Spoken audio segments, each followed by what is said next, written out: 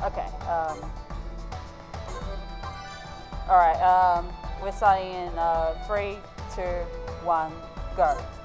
So, hi, I'm AeonFrodo, and this is Xenoblade Chronicles. This is the New Game Plus category, and it's basically optimizing the run to the point where enemies don't really matter to us. And we go through as efficiently as possible. So in this first fight, we play as Dunban, and we use Thunder to gather all the enemies together. It's much faster than using Soaring Tempest, which is what everyone else uses, what is the easier move to use, but it causes lag. And Steel Strike just takes out the final one.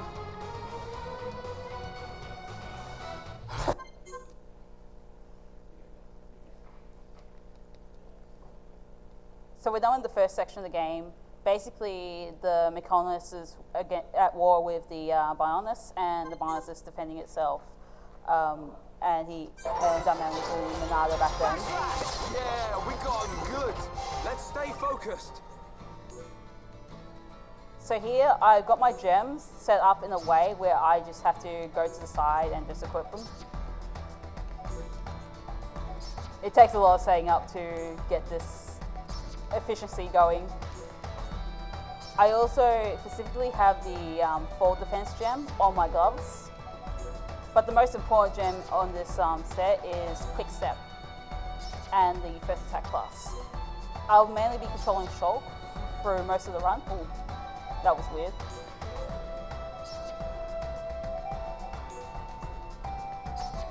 And we have the haste gloves on Ryan, so he can auto attack quite fast. We also have back attack on them. That'll become relevant later.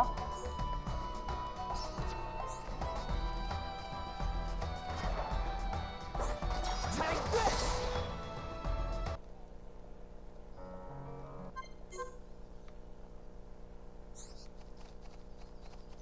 So, usually when people run this game, it's on 60 Hz, but I'm playing on the 50 Hz version. So you might have noticed that I'm moving it a little bit faster than what is normally the norm, really.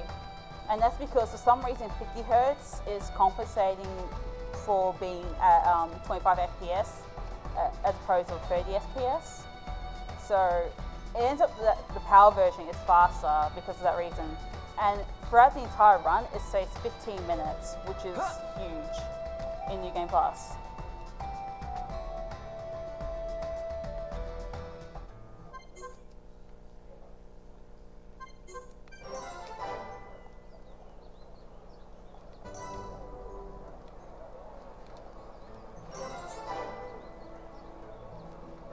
So if anyone's wondering what Shulk is, he's basically a researcher for Colony 9. And right now he's researching the Monado, and that's why he said quite earlier that he wants to find out the true power of the Monado, even though we're playing New Game Plus and he already has the true Monado.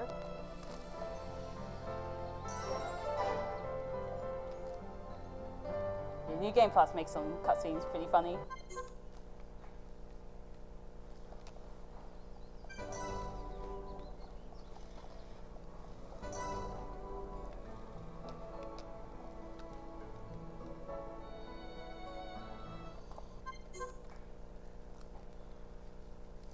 So what's really cool about Xenoblade Chronicles is you end up controlling different characters throughout the run, as well as just casually playing the game. So right now we're controlling Shulk's childhood friend, Fiora. And yeah, she's in bikini and it's level 69.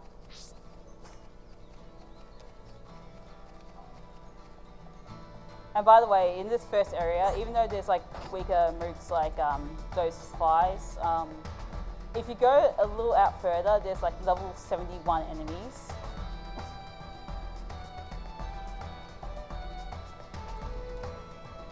Yeah, I discovered that pretty early in my casual playthrough of this.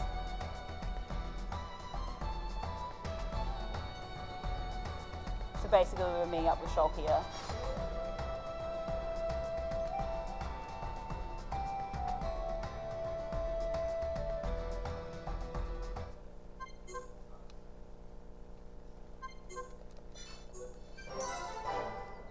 Hello? Okay, so the minus button is the quick travel button. And basically, we're going to do a lot of quick traveling in this game, and we're going to have some unintentional uses of this quick travel mechanic as well.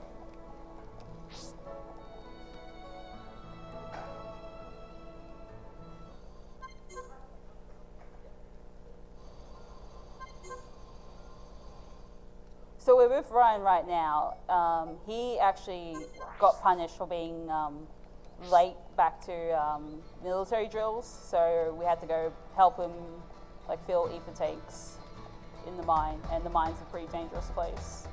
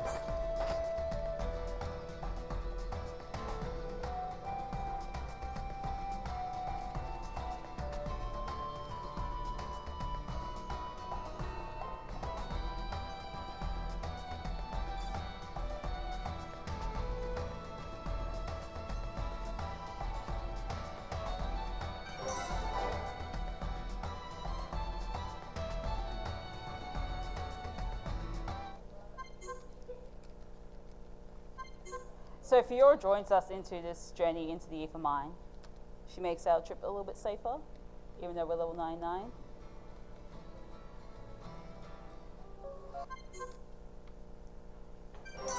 So Tephra Cave is... It's an interesting place in the new game speedrun, because there's a cool skip in it where you can go to level like 8 to level 50. Which has made the new game run a lot more easier and accessible.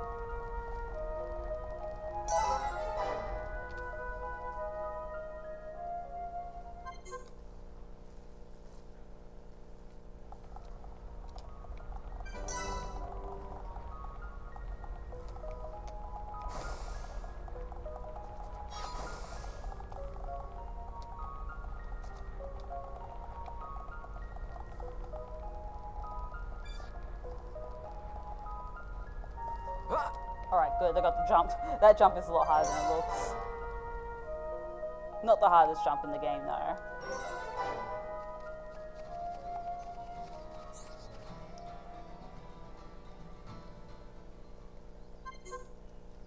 So we finally reached the cylinder point, and there's two ancient machines that are going to attack us. Oh, I missed? Okay, that's the first. Also, yeah, I have crazy outfits on my characters. It's great. So right now, a year late. So this is a year after the first battle in the game, and now the Mekon are attacking Colony 9. Now, normally you're able to quick travel, but during some events like this, you can't quick travel, so we have to walk all the way there. But fortunately, there's a nice little shortcut. We'll jump into the river.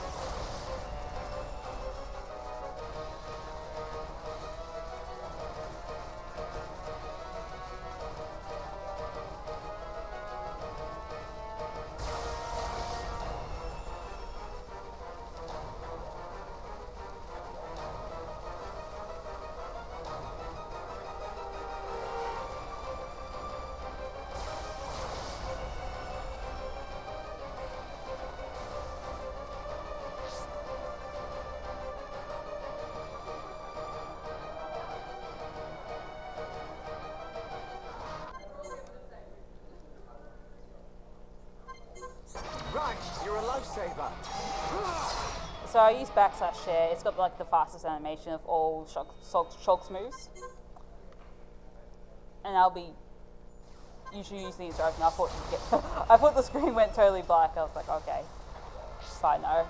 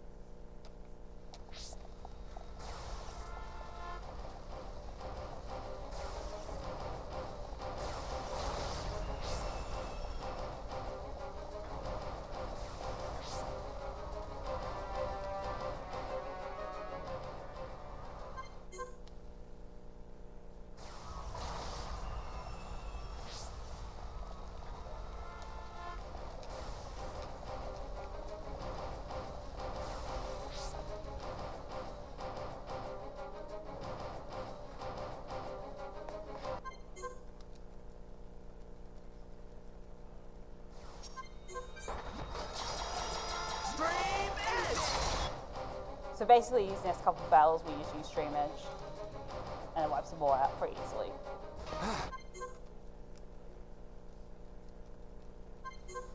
Right, you're a lifesaver. Well played, Dumban. So normally these Mechon are immune to normal weapons, but because we have the Monado, we can easily slice through them.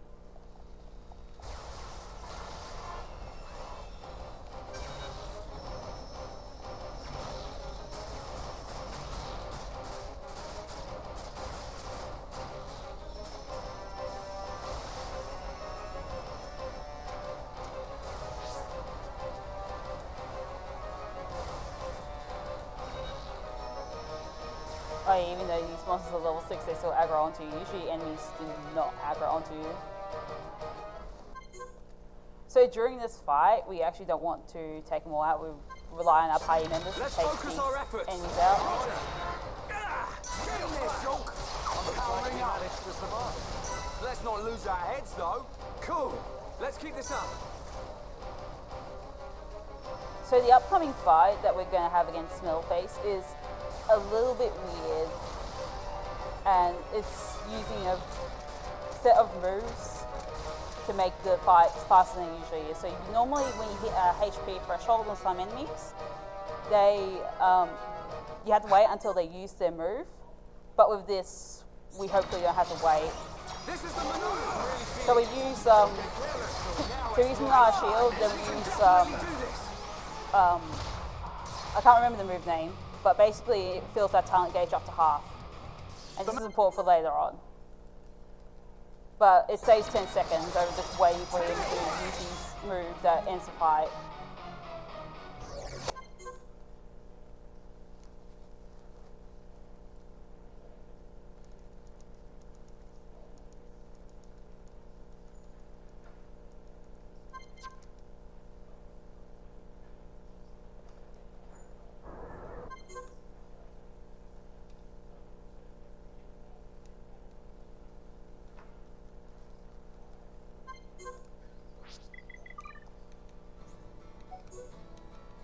So, unfortunately, after during the attack, Fiora was killed, and now Shulk's on a quest for vengeance and wants to kill all the Mechon. And Ryan's just sticking along with him because he's like his best friends.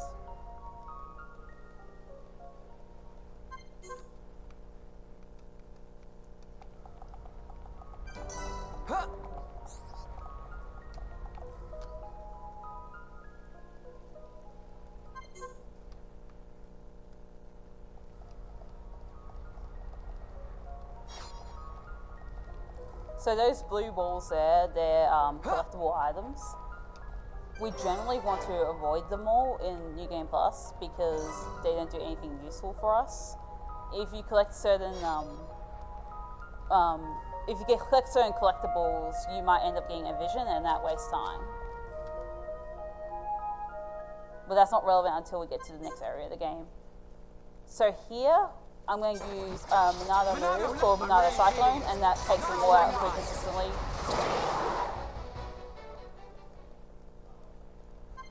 If I didn't pull that move, pull that thing off in the Maleface fight, I would have to use Stream Edge.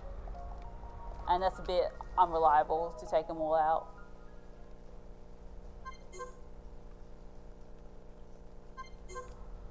So Ryan's being attacked by spiders, and he was brought up to the to a very dangerous area of the game. You can actually explore that area once you're done with the later part of the game. But it's usually infested with those like 96 monsters. Oh.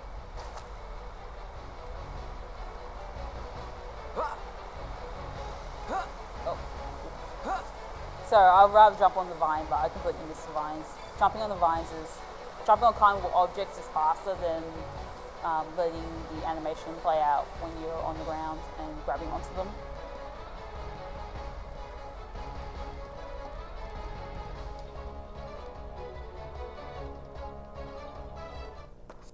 So during this fight with the spiders, you only had to take out the boss, but it's supposed to be an introduction to visions, but we don't get to see this vision in this fight. The cool thing about this game is it shows you an enemy's next move. If it threatens to kill one of your party members or even the character you're controlling, and then you have to have a timer, and you have to prevent what the enemy is going to do, what the enemy is going to retrieve. It's a really cool mechanic in this game, but we don't see it often unless I fight a really difficult super boss, and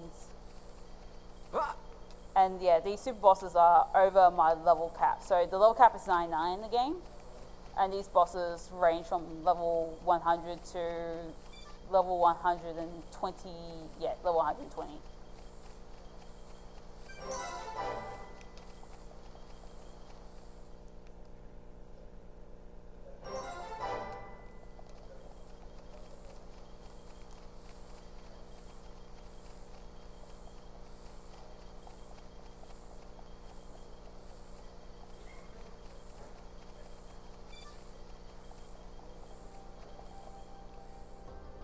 So right now we're entering an area in the game called Gal Plains.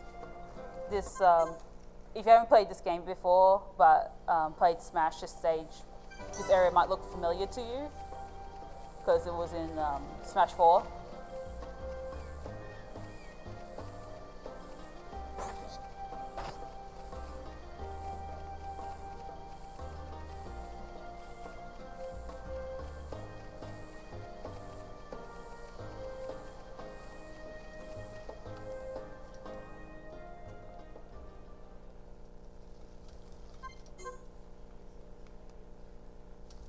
So right here we're supposed to rescue a kid called Juju, but we don't want to rescue him right now. Instead, we're going to go straight ahead to this landmark here in order to save time later on.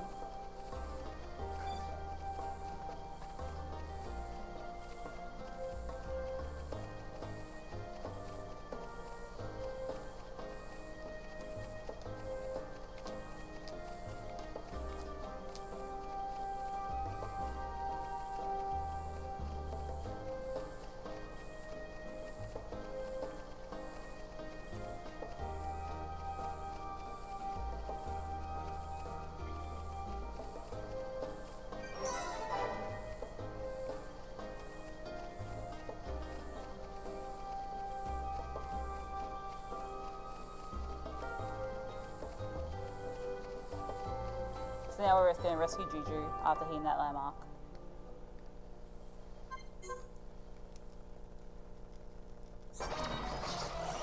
So you can't like kill these like straight away unless you like go in a certain position between them and use Stream Edge. So the game expects you to go up to that landmark, but we already got the landmark, so we're just gonna transport there.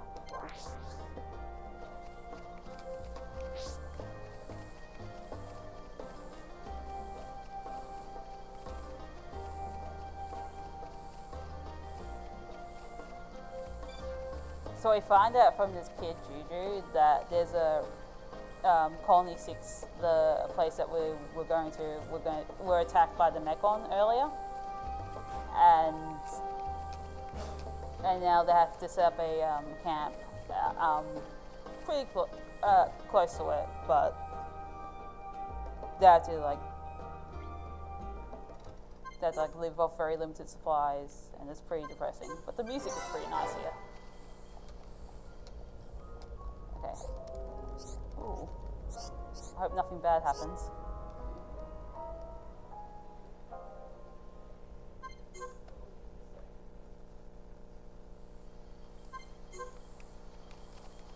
So for some reason you can't quick travel here, even though it should be allowed, but the game doesn't allow you to.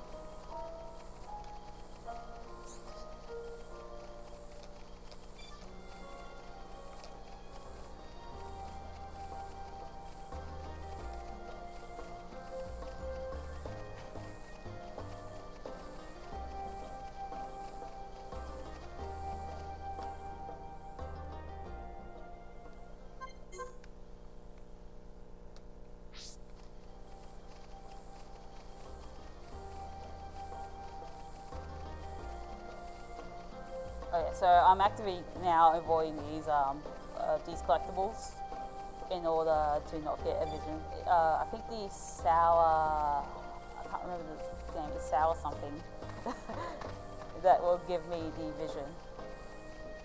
And the vision can relate to quests that you can take and stuff, but we want to ignore these quests. In the new game category, we take up more quests, and we do want to collect these collectibles because they give you gems and free items that we need in that run.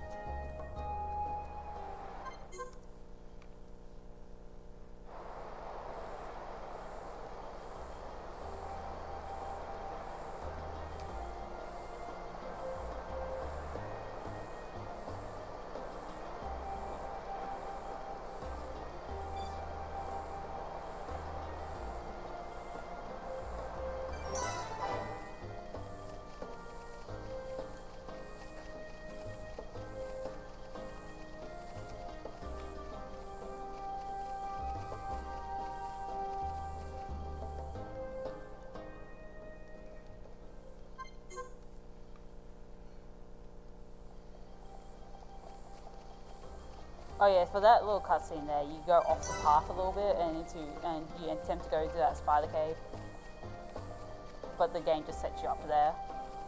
Right now we're looking for Juju, which ends up being our third party member's brother. Her name is Shala, and she's not really useful throughout the run. She's just there because the third party member slot needs to be filled.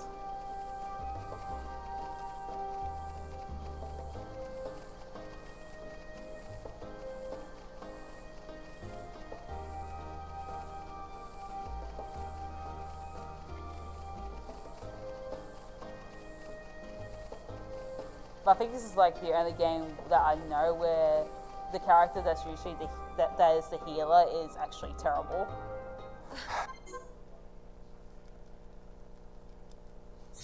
Right, you're a lifesaver. So this fight with buffers Monado speed, but that doesn't really matter much because we can just wipe him out with one backslash. Up here though, we do have to go around this this Mechon up here. It's faster than waiting for our party members to do the final attack because we just can't beat this guy up.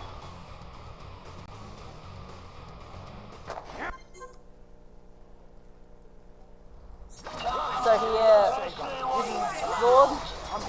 He has an amazing voice.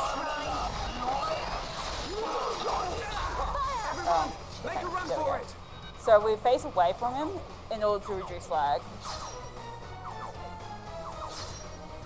Unfortunately, we can't do the strat during the that we did during the Mel face fight, where we accelerated his move that he was going to use to end the fight.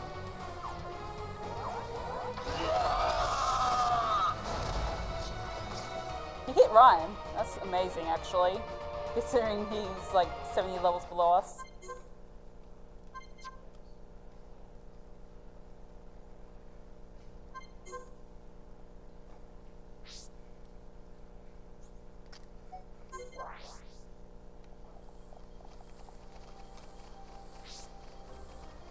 So this next part of the game in particular is we enter the Aether Mine, and it's one of the hardest levels in the game. It's actually harder on New Game Plus, mainly because of one pretty dangerous thing you have to do.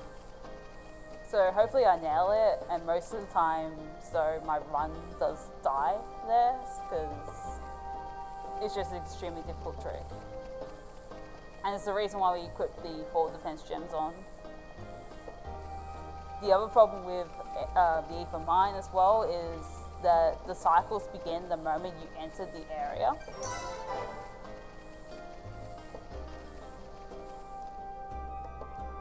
So I'm on a really strict I'm on a really strict time in order to get to where I want to get to, and also to time my jump correctly. Oh, hello. There we go. Sometimes Shulk just randomly turns around away from the button, and you can't press it.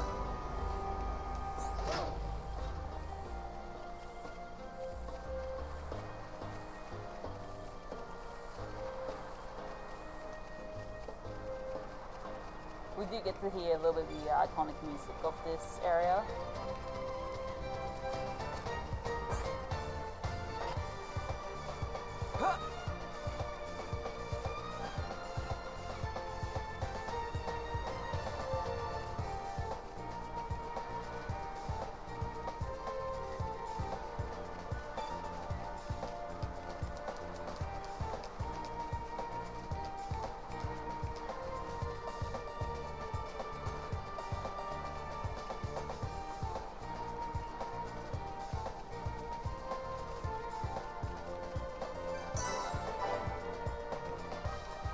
Alright, so we're entering the Aether Mine right now.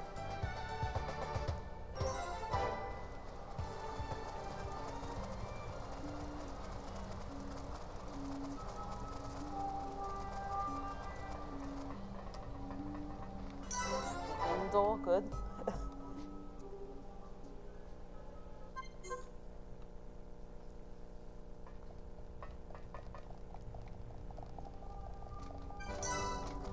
Oh yeah, and the whole reason why we're going here is because Sword has kidnapped Charlotte's younger brother, and we have to go save his butt.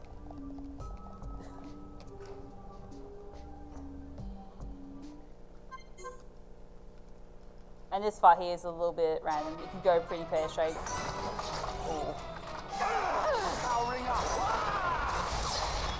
Hopefully I get to perform this trick, because it might be a little bit hard now. But I'll see how I'll go.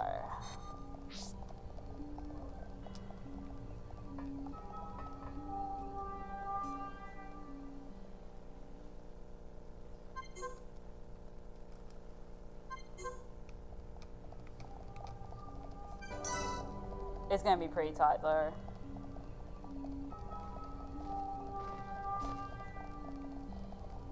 Oh yeah, that enemy, that little guy right there, he's a unique monster. Unique monsters are the only things that can aggro onto you when you're at max level, and also enemies that are within 5 levels of the characters and above as well. Oh, come on, please.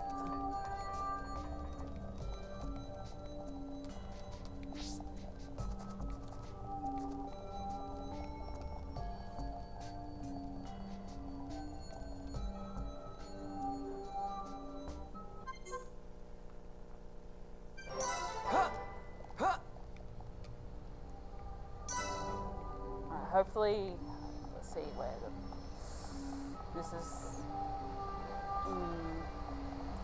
I think it might be possible, but it's going to be really tight.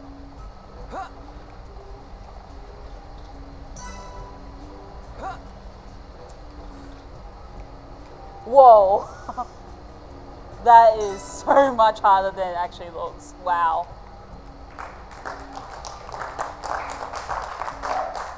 Yeah, I just made that. That is incredibly difficult. And it's only done in New Game Plus, so I'm glad I got to show that off.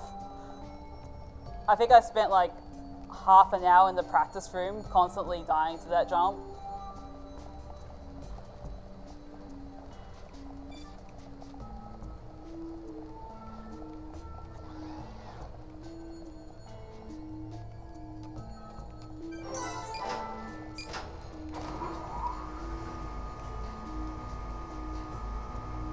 And I think when I do go for serious PB attempts, it's like, I think I die on that jump like 78% of the time. It's really crazy.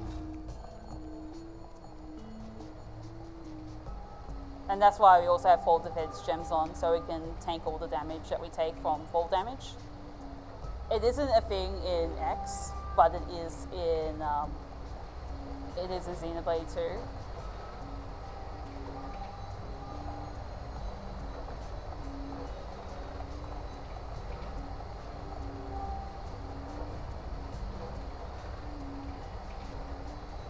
So on 50 hertz, this wall here is a suggestion. On 60 hertz, you can't go through that wall. So you have to deal with the enemies here, miss the cycle.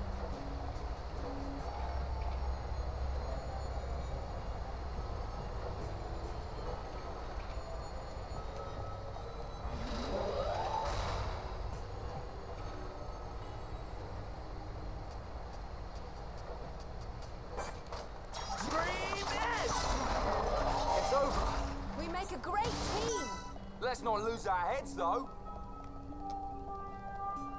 Okay, so right now we're on another tight cycle, believe it or not. So this is why this area is pretty difficult. You go through, well, it's pretty annoying because you go through two really tight cycles. Ooh, I hope that doesn't cost me.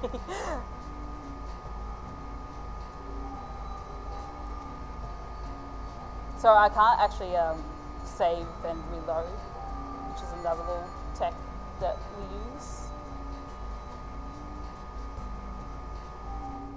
Alright, so now we're at the very bottom of the ether mine, and we're going to rescue Charlotte's brother. This is usually one of the hardest fights in the game, but because we're on New Game Pass, we just slash him.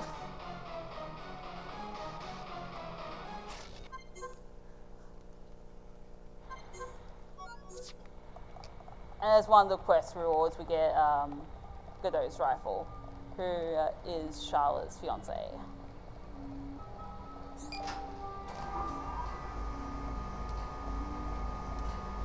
Hopefully I can get something magical to happen here. Boo. So sometimes Charlotte spawns on top of the railing.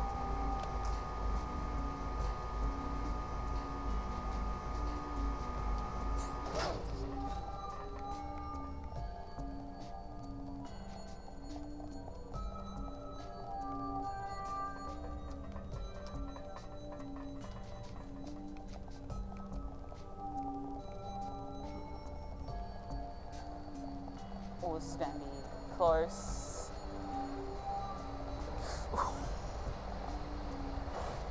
Yeah, if I was a second later, I would have missed it entirely and had to wait 20 seconds.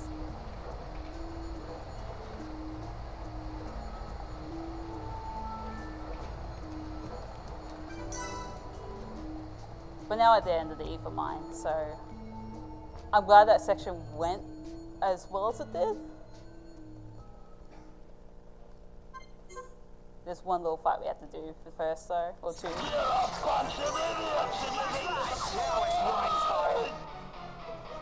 The voice acting is great in this game.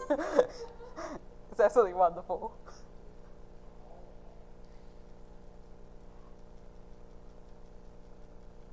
Alright, so hopefully I can line this up. This is the Monado's power! I'm turning up the heat. Ah.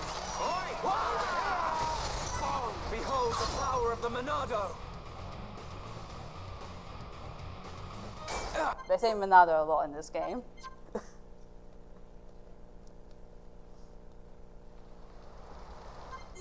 It is possible to take them all out with one buster.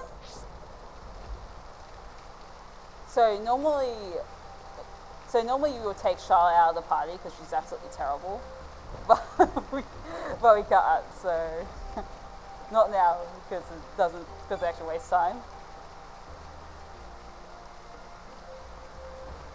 Also, at this point in the game, it's a forced weather condition of lightning and rain at night. So if there's any unique monsters you can defeat, now's a good time, but we're not going to do that. There's only some unique monsters that appear at this weather condition. And also the weather can really troll you in this game when you're trying to casually 100% it. Oh nice, there's no fog. So Sator Marsh is usually a pretty dangerous area. There's a bunch of level 80 monsters flying around. Most of them don't aggro onto you, which is nice, but some do. And usually you have a bad time against them.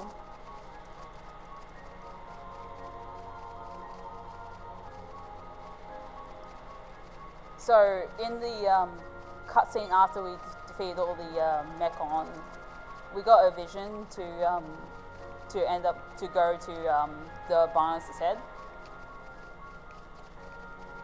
So I had to climb up all the way on the back of the Bionis and to the head.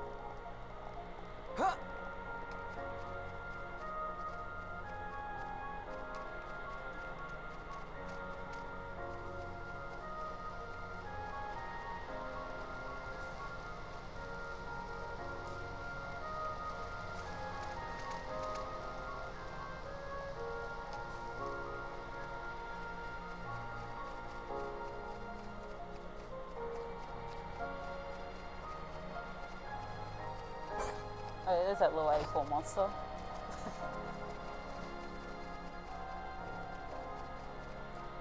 Alright, so I tried to optimize my jumps here in order to not go through the deeper part of the water. Going through the deeper part of the water slows your movement down a bit. Also, did it just get foggy in the game? It did, didn't it? Nice. So the weather can actually... Wait, no it didn't. Never mind.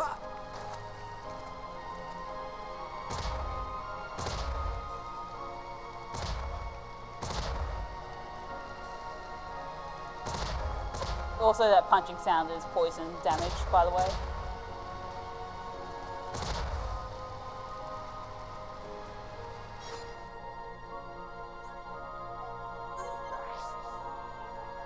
Oh yeah, it is foggy. It is it? I can barely tell.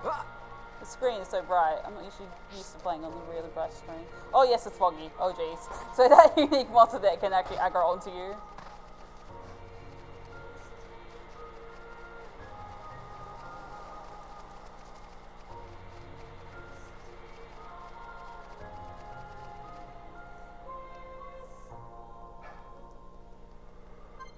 Yeah, usually when I play this game, I don't get that much visibility, so I was a bit confused. Anyway, what we're doing right now is collecting these red orbs called Radiants, and they're quest items. So you have to collect them to progress the story. Okay, so hopefully this dude up near this thing, up near the orb, is not guarding it like he's doing right now. Because he's a unique monster, and when he aggroes onto you, you can't use quick travel.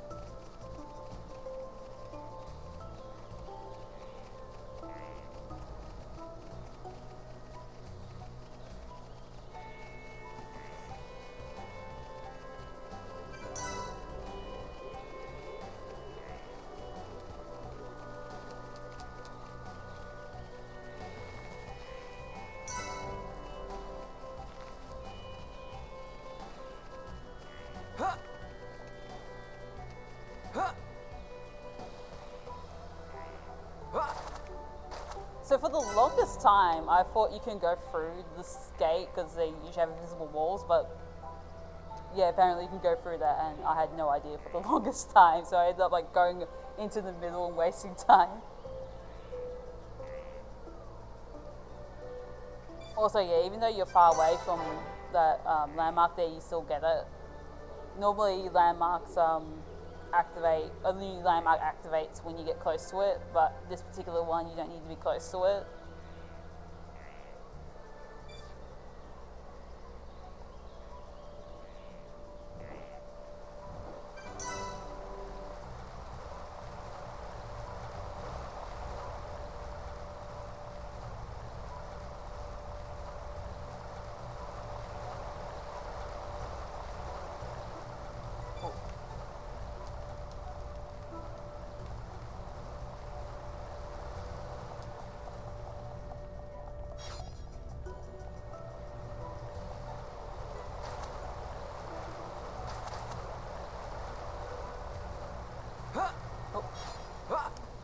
wow, I got the jump. I did not get this in practice. It's a little bit difficult to get that jump, but it's pretty cool. Also, yeah, the enemy that aggroed onto me is a unique monster. It doesn't really matter too much since I'll be getting away from it quite easily. And that monster's only level like 25, I think. He really wants to pick a fight.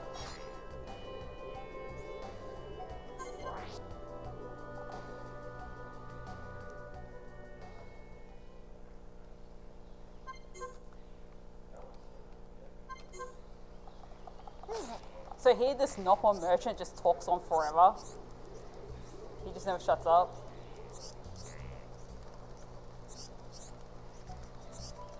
But it's supposed to trigger the Radiant quest, which we just got, which is completed.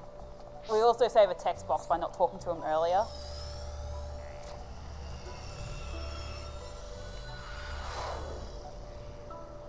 So it ends up working out.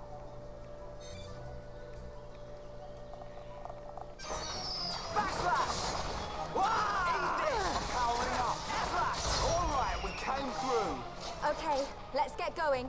Nice job. Hopefully I stood in the right spot. That's perfect, actually, I think. Yeah, nice. If I went too far forward, I could just go backwards through the stairs and clip up through them. But that's a little bit slow. But with the 50 hertz walking speed, you tend to like overshot stuff. Anyway, this climb up here is really annoying because your party members are your biggest enemies.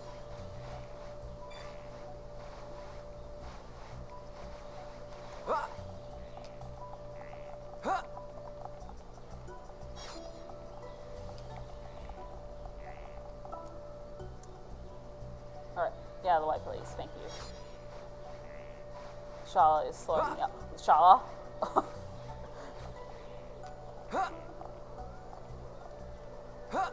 Charlotte? I want to push you off. No, Charlotte.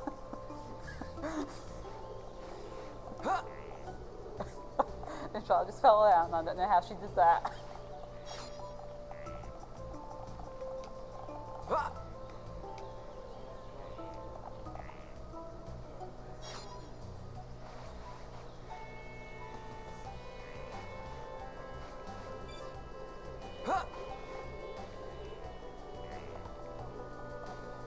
Alright, made it to the top without too much hiccups.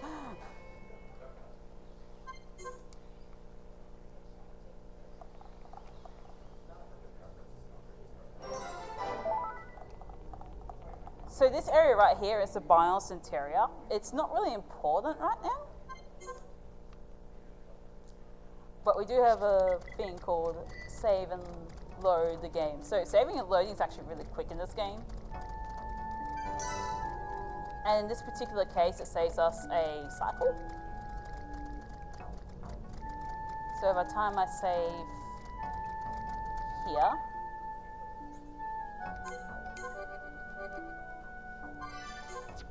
and then load the game,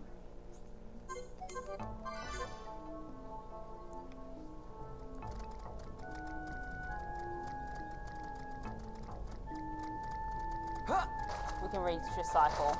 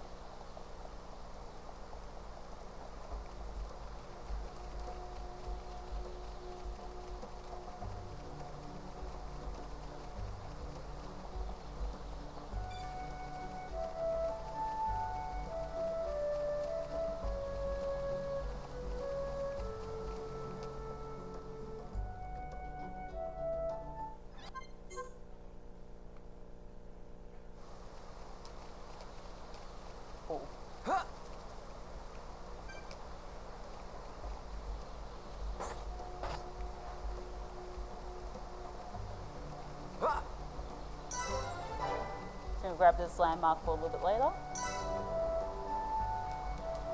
And this is a really cool view of Magna Forest. Magna Forest is a really beautiful area of the game. Although swimming to that waterfall is a painful thing to do.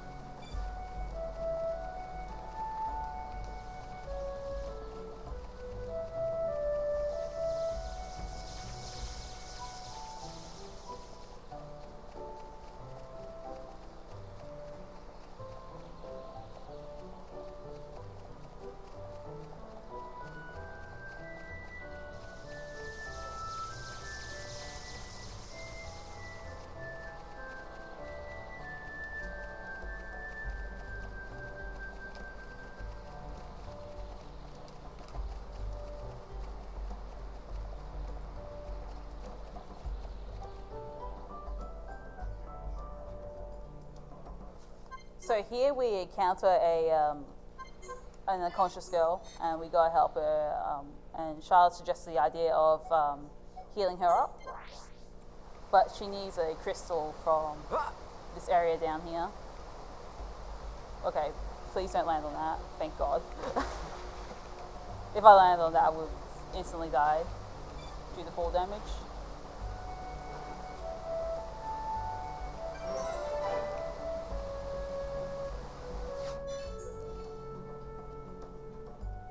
But before we can go up back to our party, we have to do a little quick battle with Alvis here. And he teaches us Monado Purge, which is another Monado art. No escape! Alright, I'm feeling it. So this time is good for switching our party members. The game even switches out Charlotte for us, which is really nice.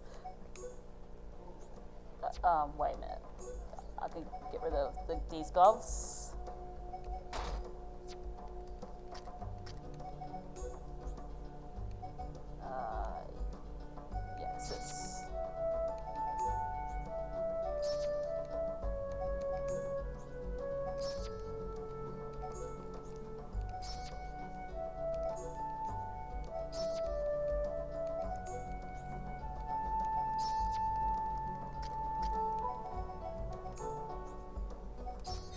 Yes. So the reason why we wait until the game puts Dunban in our party for us, and we end up having Melly in our party as well, is so we can do this all in one menu.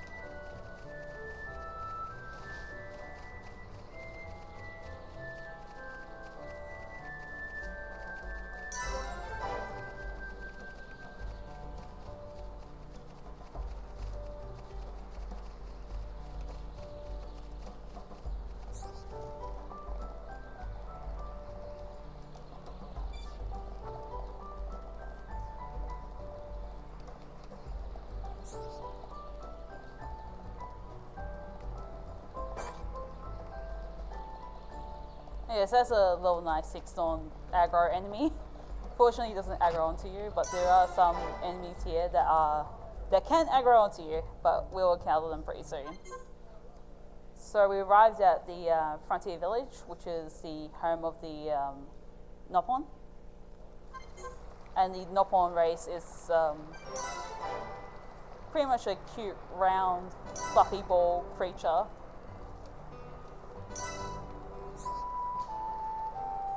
And they're mainly merchants and they try to sell stuff to you. Also, this tree is literally a falling hazard. It's it's very easy to fall off it if you're not paying attention to where you're going to.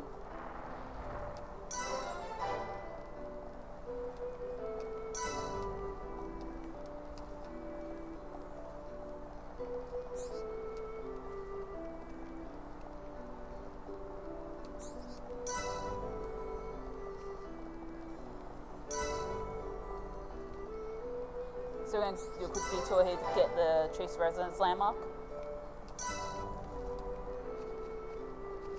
And we talked to Melia, who was the unconscious girl. She's now healed up.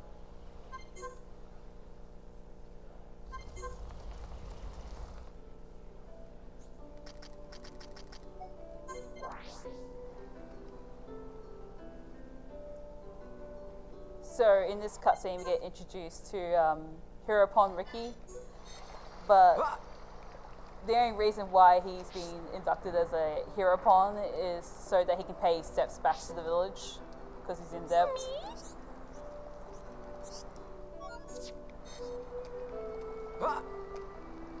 And, oh, I missed that. There we go.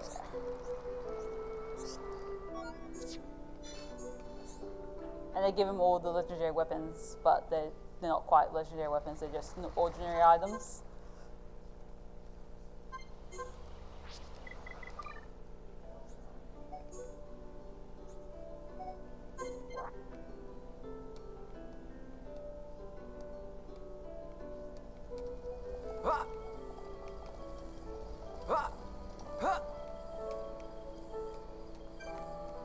So now we have to kill this dino beast, whoever that might be.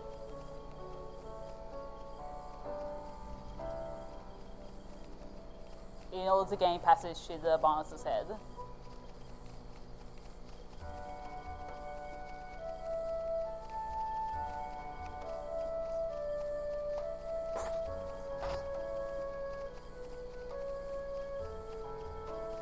Oh yeah, so that T-Rex there, that guy can actually aggro onto us.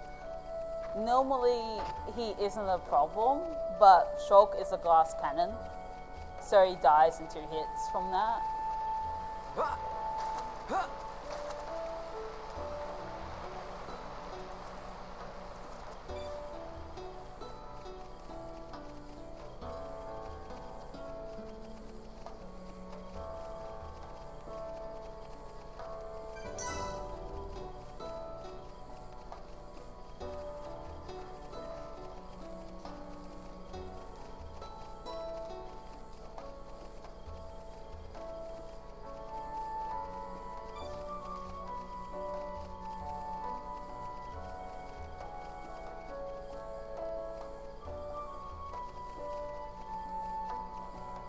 So the reason I put attention to that is I have to run past one of these. I think he doesn't spot me.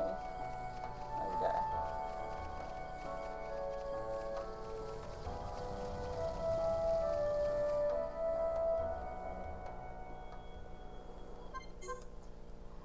So we found the Dino Beast. It turns out to be a Tilapia.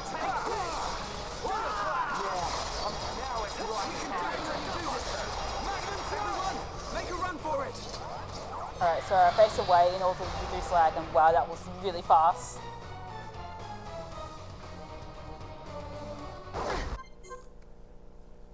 So here I have first attack plus on Troll, but I don't want to use first attack plus here until I use my arts. Alright, that's good. I won't be able to defeat him in one shot if I accidentally used it a bit earlier because of the auto attack system.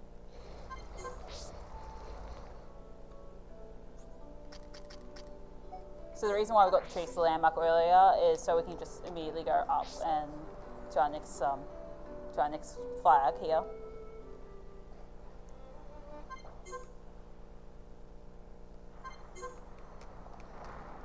So Melia has agreed to be our envoy to the Barnabas' head, where the High Entier live.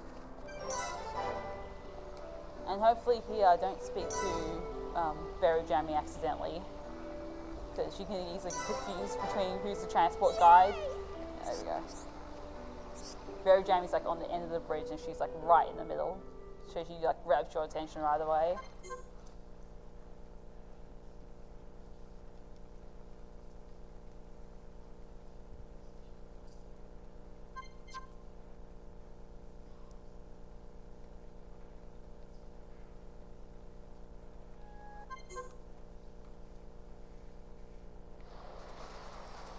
So we're in Aerosea right now. It's a, whoa, is that shooting star weather? Wow, it is. That's a really weird weather condition. It's one of the coolest looking weather conditions in the game.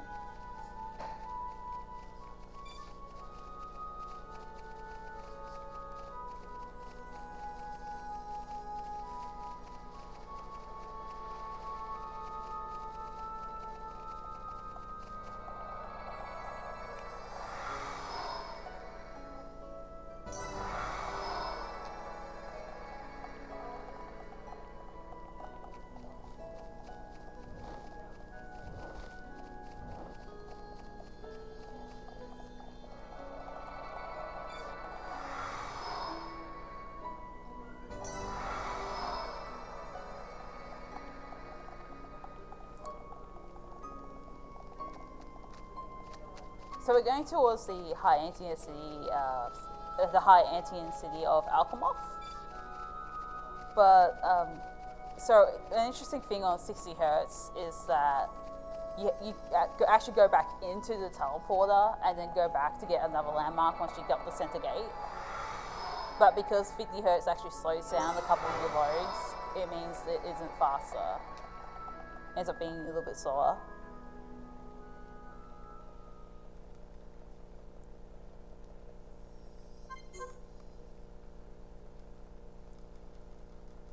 So the game is forcing us to control Melia right now because our party has been captured by the guards, who don't seem to be very welcoming at all, except to her. I wonder why. Also, yes, I see him up as shows how weird my outfits are. She looks normal at the back, like she looks like she's just wearing a normal outfit, but no.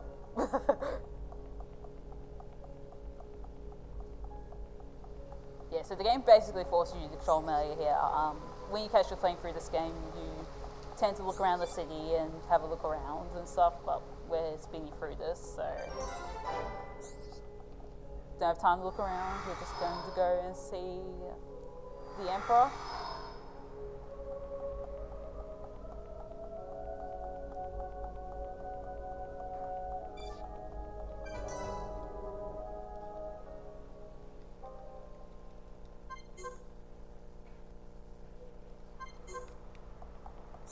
Yeah, so right now the rest of the party is stuck in this room. It's a very pretty looking prison. So there we go. I thought I talked to Ricky again. This one time I talked to Ricky accidentally like 3 times instead of Charlotte because they're staying so close to each other.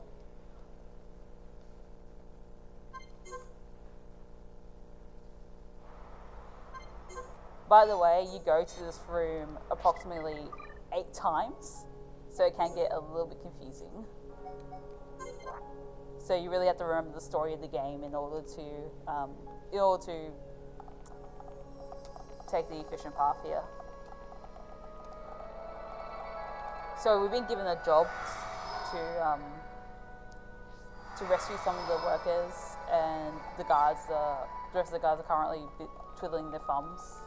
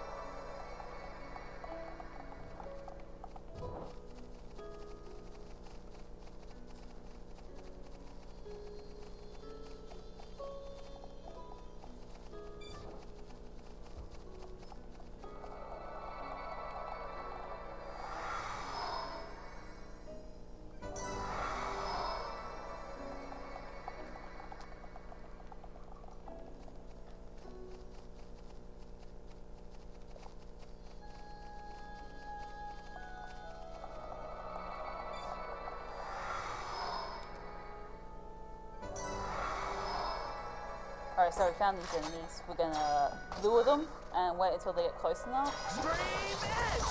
And wipe them all out. Let's not lose It is our heads, possible though. to Cool. wipe them all out Let's without keep this luring up. them, but it's extremely difficult.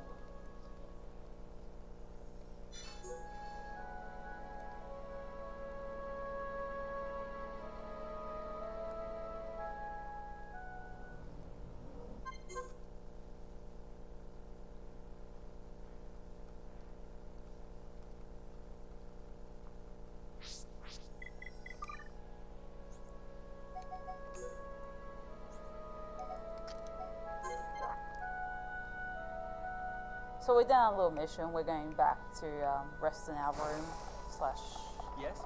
prison. Make sure you say rest to this guy, otherwise you have to hear him talk again.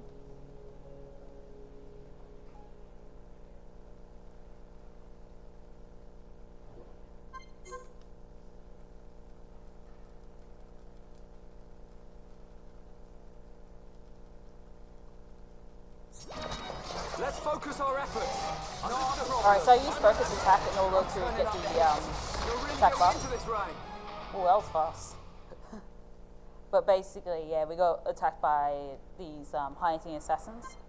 Now, usually in a casual playthrough and on new game, you can't use the Monado here because they're people of the Bionis, and the Monado can't hurt people of the Bionis.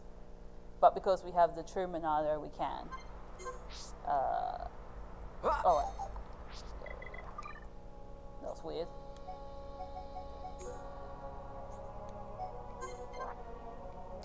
So now that we discover, first of all, Melly is out of our party. Has been for a while, and now she's in danger because we found out she's actually the princess of the High Antian people, and she has gone to gone into the High Antian tomb to prove her lineage and that she's next in line in the throne. But unfortunately, she's been escorted into a trap. But we do get to play as her a little bit.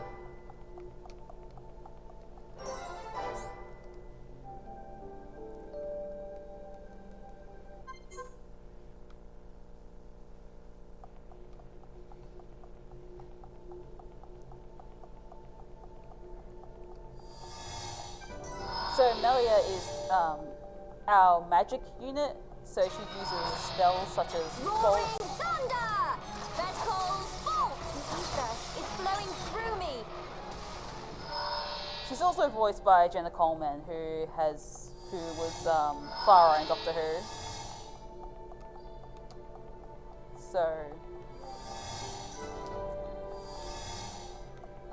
yeah, so she's pretty cool. For these two enemies right here, we want to use Summon Ice. Summon Ice is basically a damage over time move. Summon ice!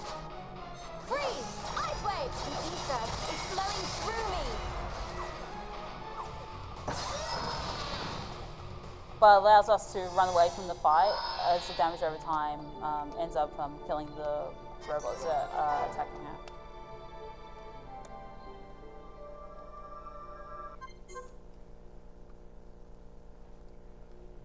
So Shulk and party have come to rescue her, but unfortunately Ryan was an idiot and pressed the button, and now we have to go through the long way in the tomb.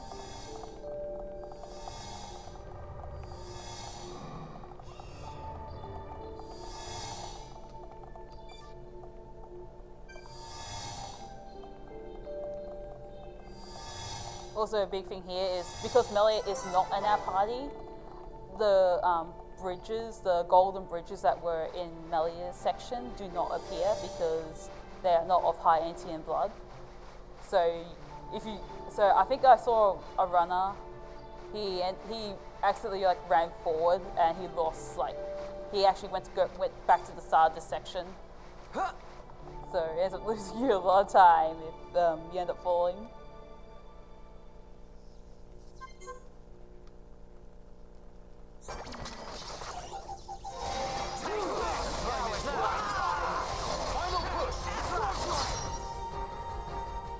Sometimes Sword Drive, if it's the final move, ends up causing a delay when the game loads up. Fortunately, it didn't this time. But I wouldn't like Sword Drive to be the final move used.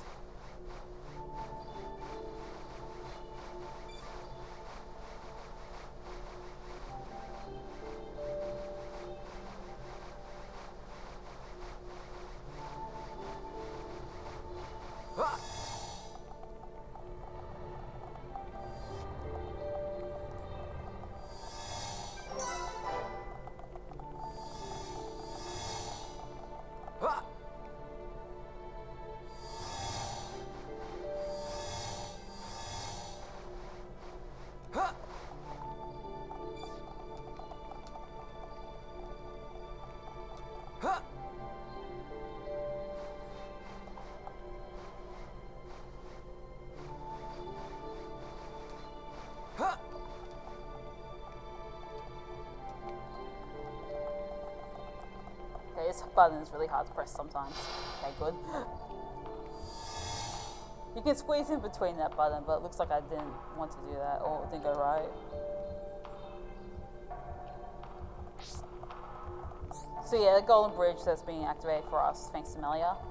And this fight here is a little bit interesting. So normally you would take advantage of your first strike because it increases the attacks of your first strike. Let's focus our efforts. No problem. Also, I'm turning up the heat. You're really getting into this round. Yeah, done that. Now it's she has the worst voice in the last. That was a pretty decent fight.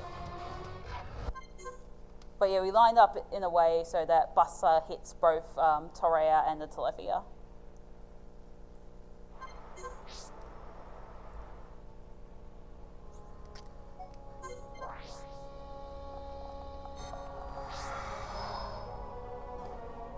So now we save Melia, we get an audience with the Emperor finally. Yes.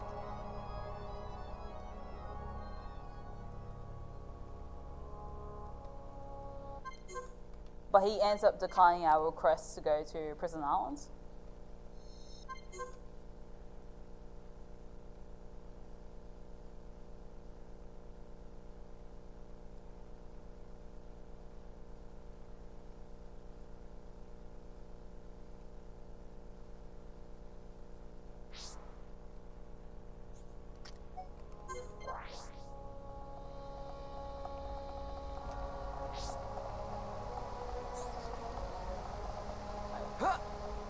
Oh, I got the jump.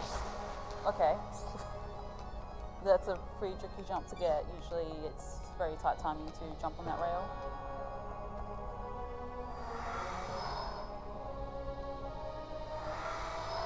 So right now we're going to, I guess, Melia's bedroom? She has a pretty garden, yeah, so Melia's room, bedroom. She's a princess, so she gets all the luxuries, I guess.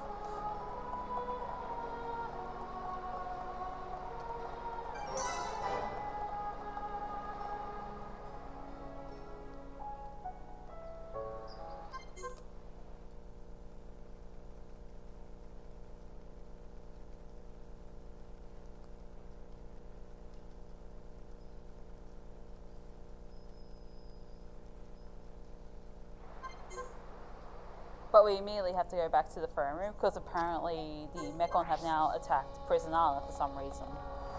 I'm sorry, Aquamoth. And the Emperor has gone through Prison Island ahead of everyone else. So after the discussion with Melia's brother, we end up going to Prison Island because the Emperor may be in danger. We also can't quick travel during this point.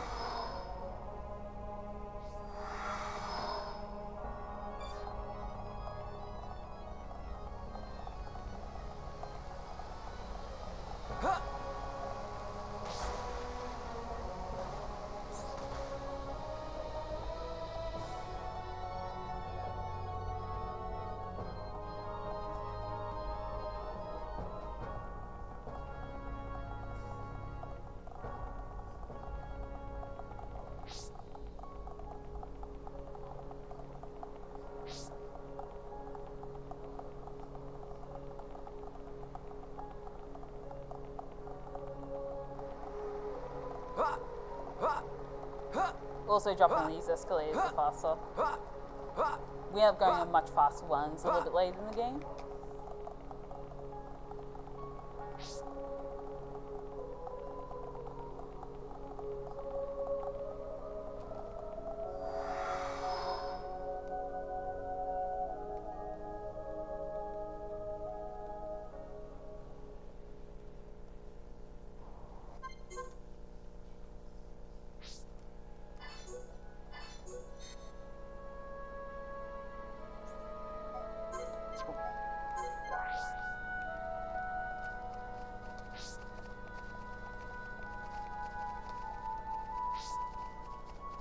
So I had to do a bunch of little fetch quests to get in order to even get onto Prison Islands, and it's a little bit lengthy.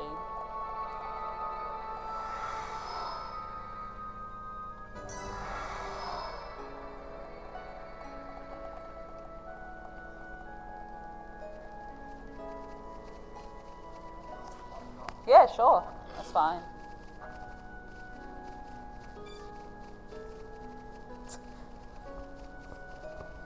Here we are selling out.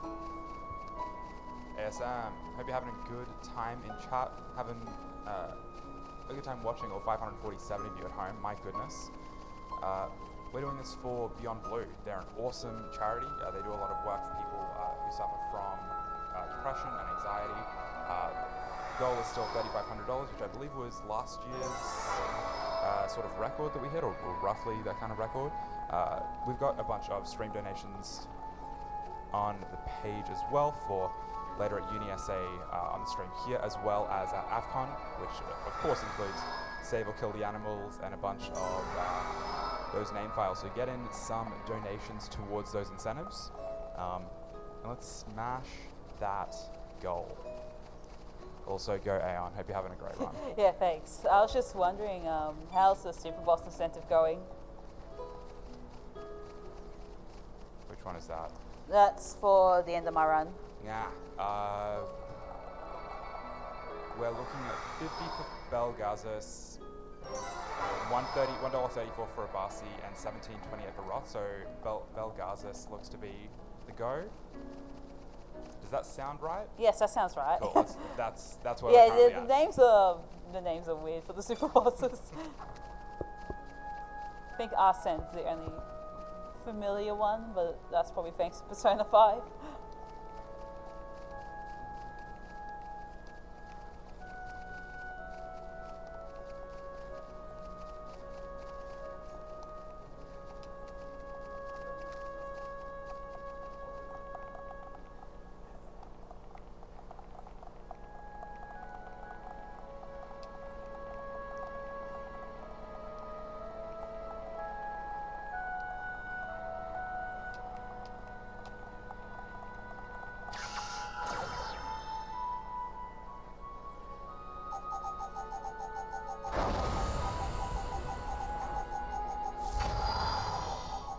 Oh yeah, big black rock there is Prison Islands. And in 50 Hertz it takes a while to get into that menu after hitting the button. In 60 Hertz you get into it immediately. But at this point in the run, I think so far you saved like 7 minutes at least due to just walking around because your walking speed is significantly faster. So it's pretty crazy how the walking speed just affects the entire run as a whole.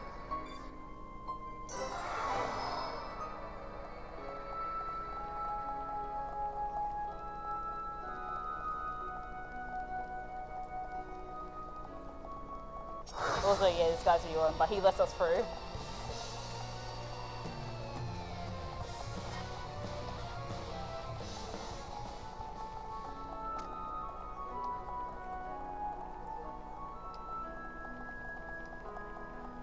Oh, you get to hear that song a lot during super boss fights.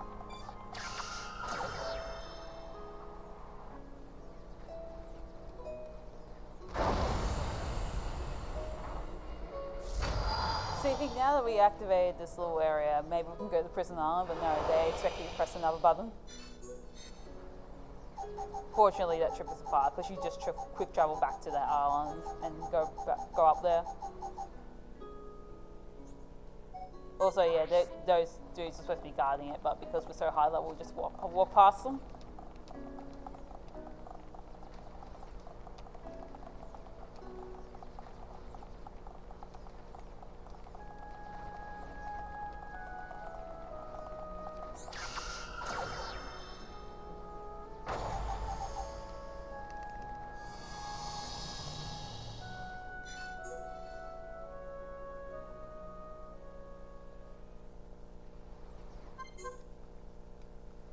So here we're fighting a ancient Let's monster. focus our efforts.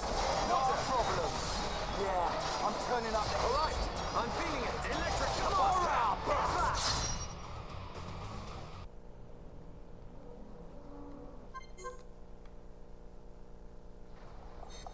And now we finally get access to Prison Islands.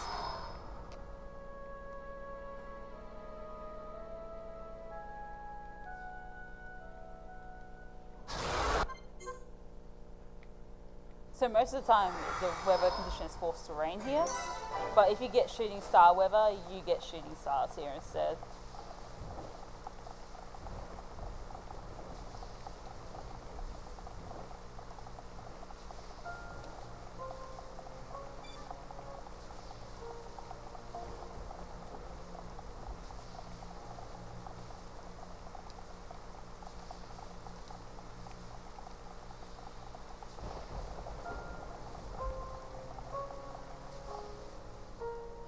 So we see the Emperor has gone through that door, and because Melee has been recognized as successor to the throne, she opens it for us.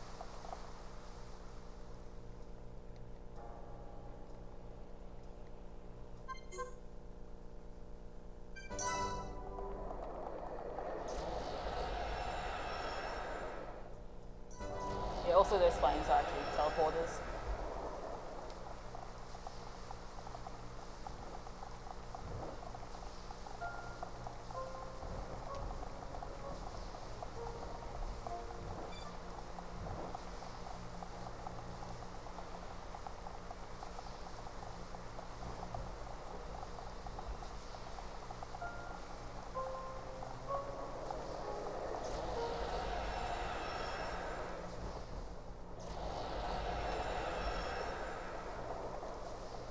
Okay, so now we're at the top of Prison Islands, and after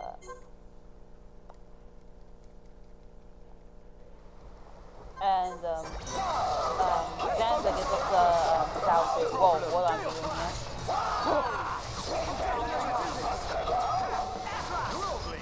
That was an interesting fight.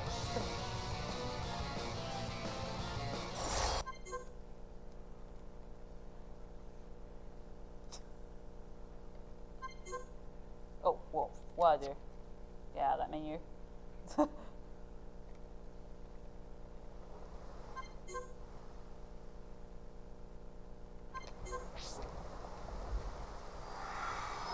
So a whole bunch of revelations just happened, and VO consoled Dunban because he's being affected.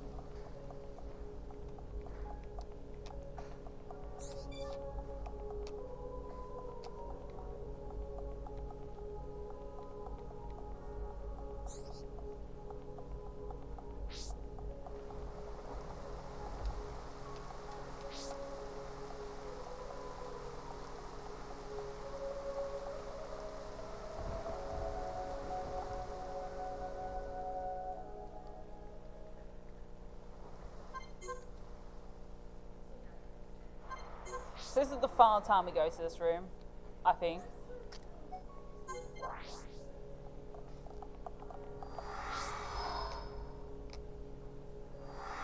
And we're finally going to exit Alchemoth.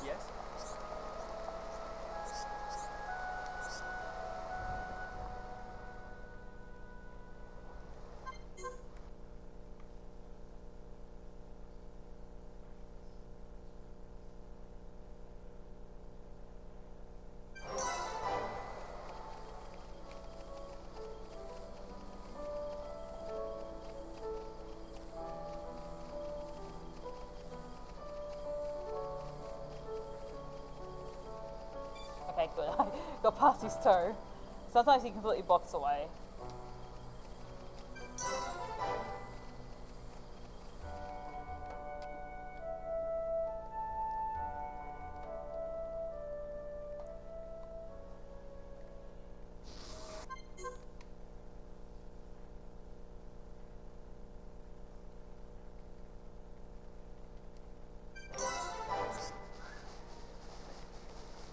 So I believe at this point in the plot we're heading to Sword Valley in order to launch an attack on the Mechon.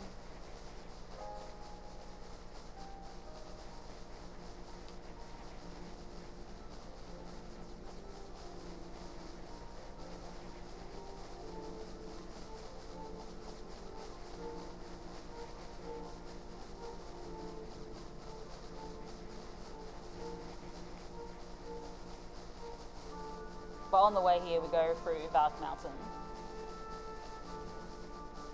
It is an area on the bonus's right arm that is completely blocked off, so hence the cold climate there.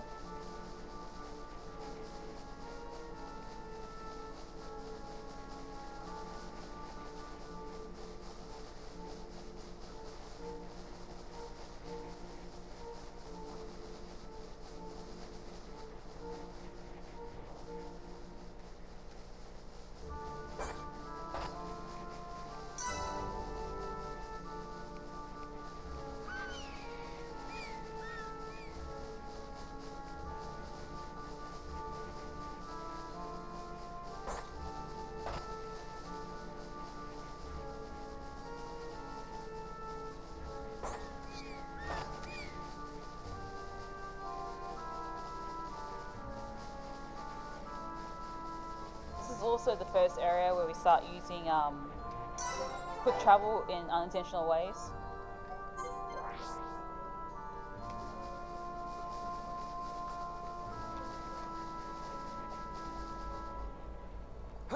And the slippery side is pretty fun to go on casually, but we want to go as fast as possible on it without putting ourselves in too much danger. Okay, there we go. Need to build up speed. That's ridiculously fast. You go, whoa!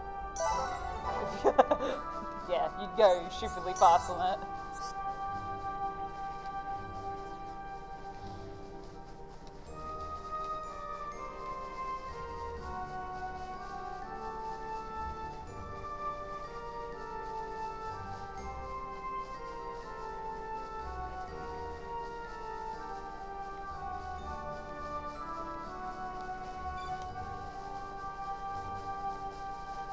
So normally you would go to your destination, but instead we're going to go up to the lava cave because it's just on its way and it's a bit faster to collect the landmark there first.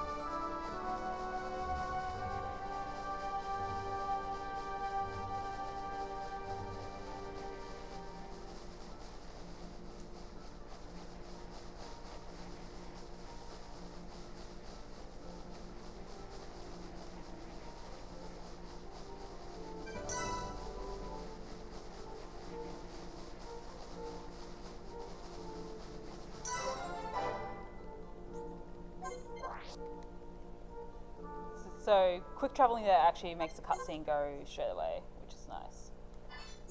So now we can collect the magma rock from the lava cave, hence why we got that landmark earlier.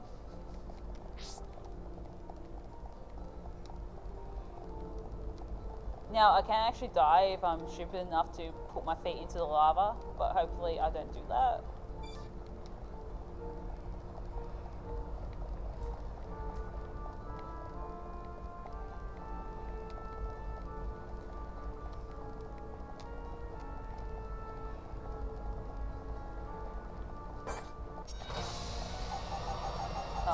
Backslash! That was interesting. Now it's right time.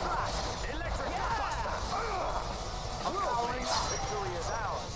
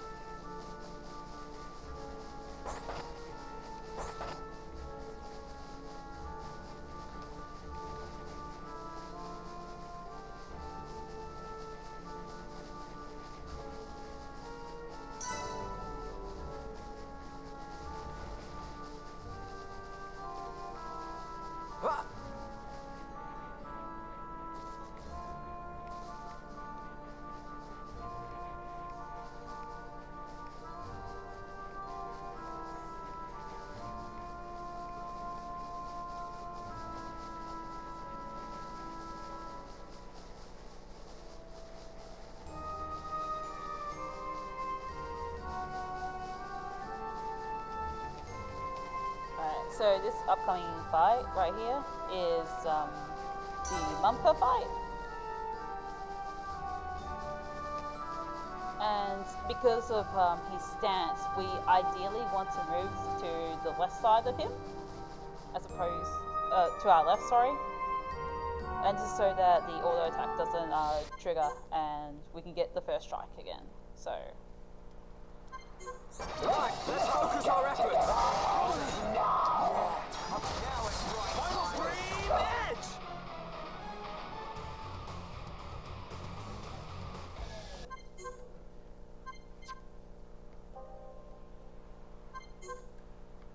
And that fight ends pretty quickly. If you go on the right side of him, because of his stance, you end up auto attacking him, so you can't take a tighter turn.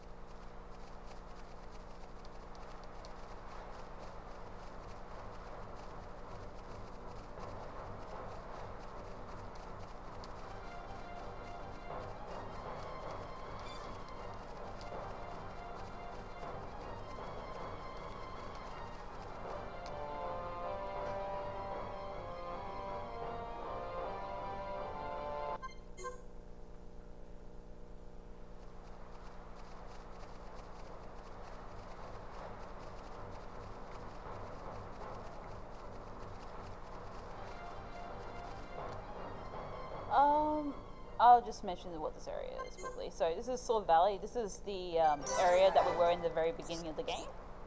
Oh, whoa. Hey there. Hold on. I need to tell them what happened.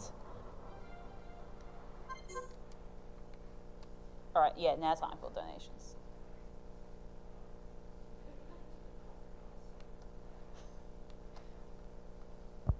It's donation time, because we got a few big boys from Shulk 1095 / put this to whichever boss Aeon wants to destroy. Which boss? I'm not sure. I wasn't really thinking that through. Okay, I'll put that one on the sideline for a sec. Hatrick Stewart gave $107.02. Big shout out to all the ASM runners. You guys are the best, and let's not forget our ASM organizers and support crew. Big round of applause. Keep up the good work for such a great cause. Thank you so much, Hatrick. And but yeah, big round of applause. And Vot gave $22. Good luck, Aeon, and thanks to all the ASM runners, organizers, and attendees for traveling from all over to support this cause. Thank you so much, guys.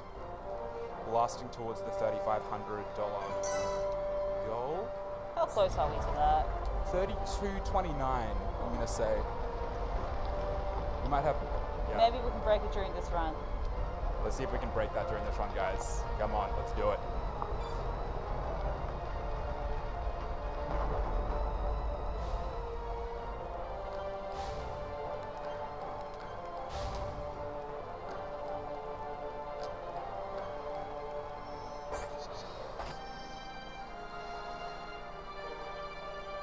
So as you may have noticed, the enemies are now probably half my level now. Oh, there we go. I thought it didn't work at first, it did.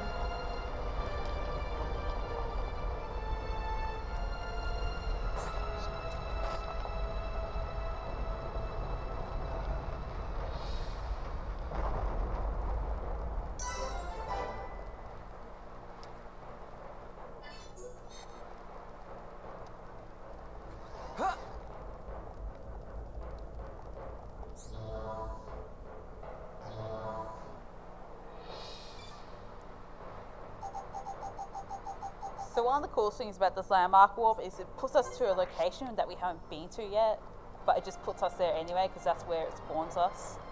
Get there? Yeah, nice. Ah, I still took 4 damage.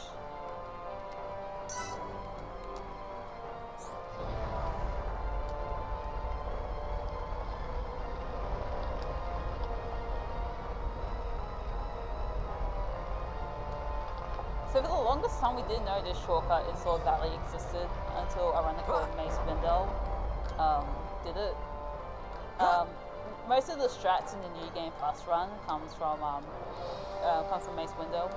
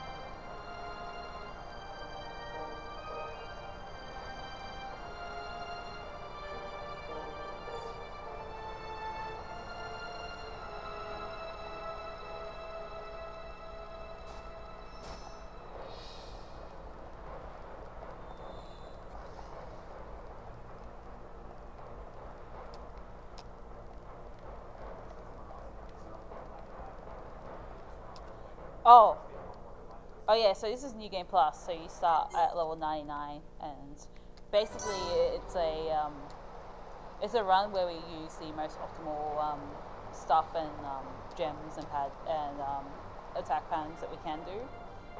I didn't touch on focus attacks, so we do focus attacks in order for Dunban to buff us up. So we use Focus our efforts. and Dunban will use healers, which increases our attack power. You're really getting into this race. Oi, over here. That's it for Millface. Won't be seeing him again.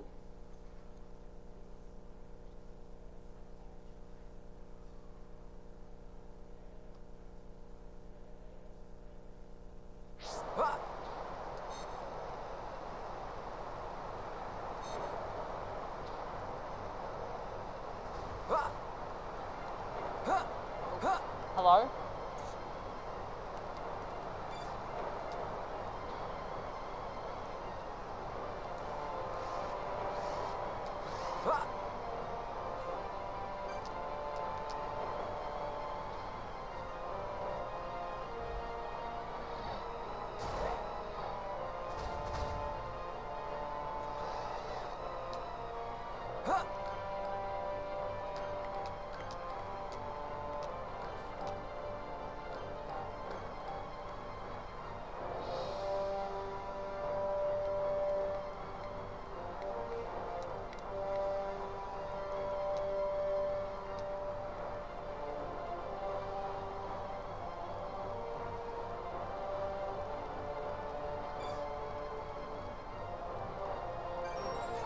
So we've reached Galahad Fortress. Galahad Fortress is a pretty involved area in the game.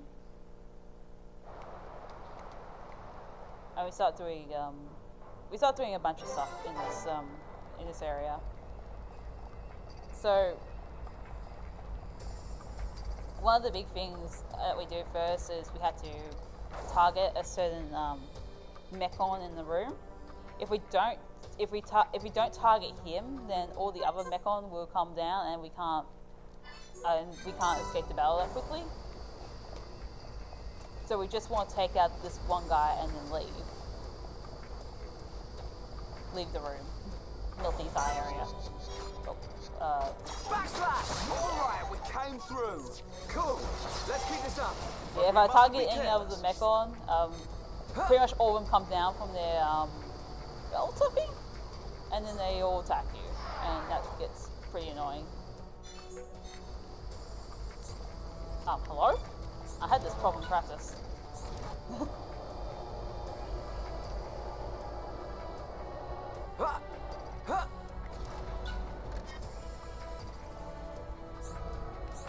Also, you can barely hear like the button like registering. So if you didn't press it, but you did. Anyway, so this is where we walk back to one landmark constantly. So hopefully this unique monster does not spot me.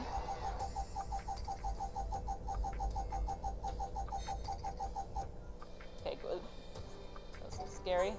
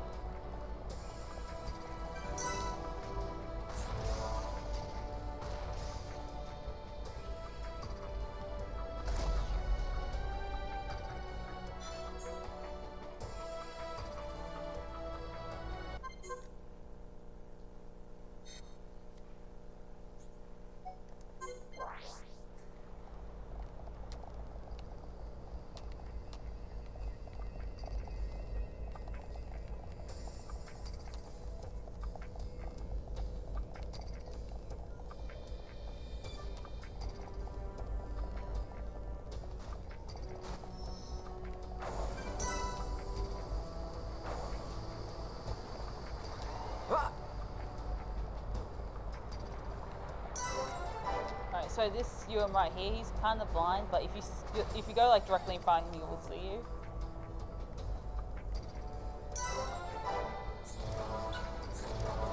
Alright, so this next fight is actually pretty, it's difficult to do quickly.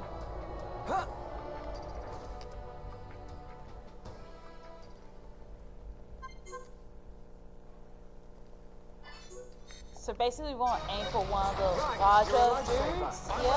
And then use... Let's focus our efforts.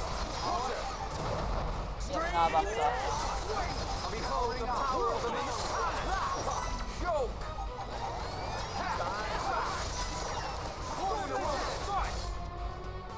Alright, that was pretty decent.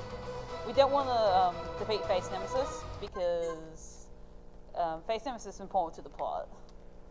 Okay, I don't want to aim for Face Nemesis here. I want to aim for Hello. Let's focus our efforts. I want to avoid using pink arts here and auto attacks. So now that Goldface is down to half HP, he'll use his move soon to end the fight.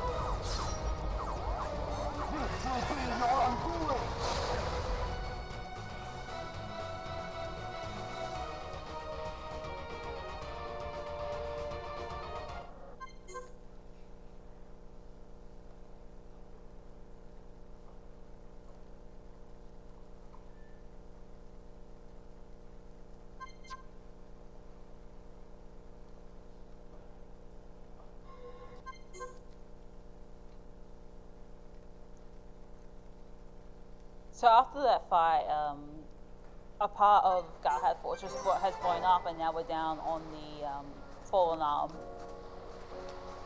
We somehow survived the fall from up at Galahad Fortress. Anyway, so now we need to give this lady some water.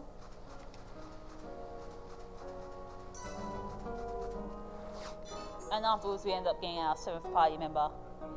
We're just going to call her 7.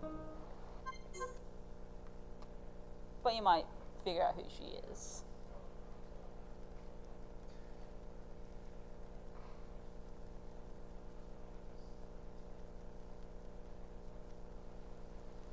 And we're not going to equip her yet, but she's going to be useful later in the run. So the Fallen Arm is one of my favourite areas in the game. It's incredibly beautiful. There's also a super boss here, by the way. So if you want to donate for that super boss, go ahead.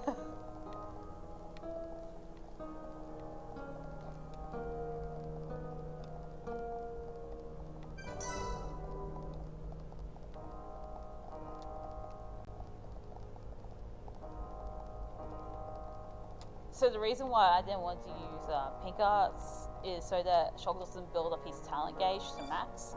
I ideally want his talent gauge to not be maxed out, to not be close to max. Unfortunately, I think it is pretty close to max, or maybe even max, but I don't know right now. Yeah, it's halfway through.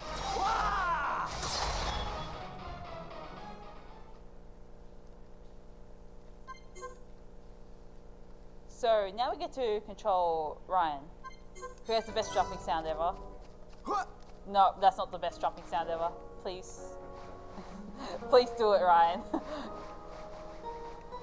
Please do it for the stream.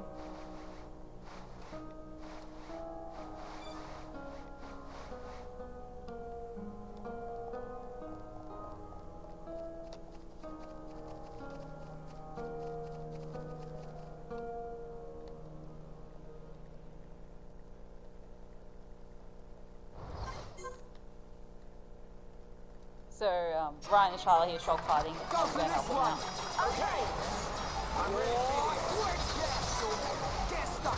So the reason why we don't want Shog's gauge to be at max is so he doesn't use Monado Enchant. Because, yeah, we have Mechon effective weapons on us, so we don't really need Monado Enchant.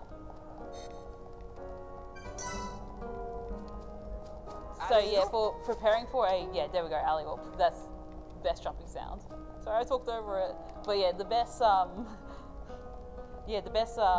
weapon for Ryan is not this weapon that I'm using, but this is the best Mechon effective weapon in the game.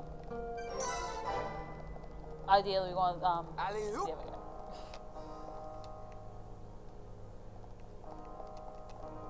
Alley-oop. Thank you.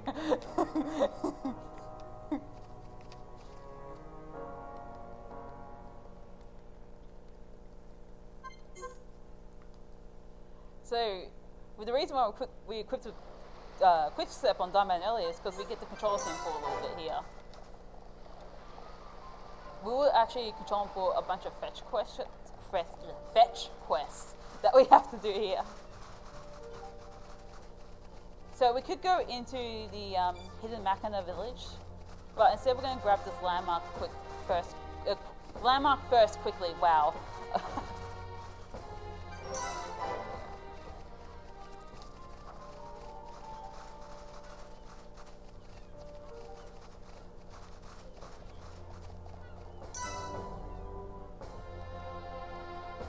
So we enter into the hidden Machina village, and now we have our full party with us. So this is all the party members you get in the game. How are you?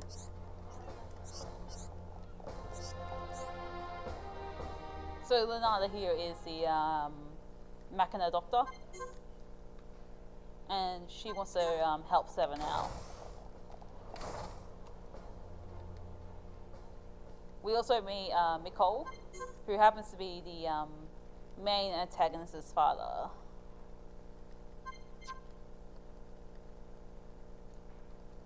But first we have to do fetch quests. Also meanwhile an Alchemoth, but we don't care about Alchemoth at the moment.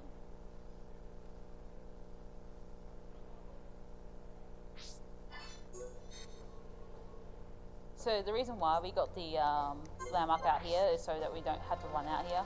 Also, whoa, it's weather effect. Is it thunderstorm? No, it's just rain. Yeah. I always get fascinated that when we get different weather from the norm. It's usually pretty clear, but it's rainy here and it's rainy in real life, so might as well match what the weather is like in South Australia at the moment.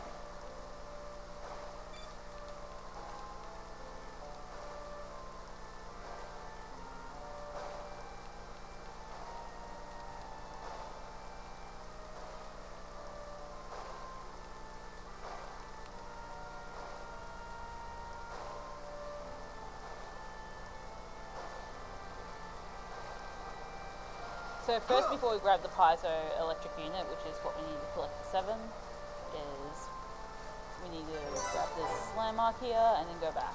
We have enough run speed in order to, movement speed to get to the piezo electric unit before the unique monster spots us that's incoming. But before we go back to help 7, we are going to collect some more landmarks.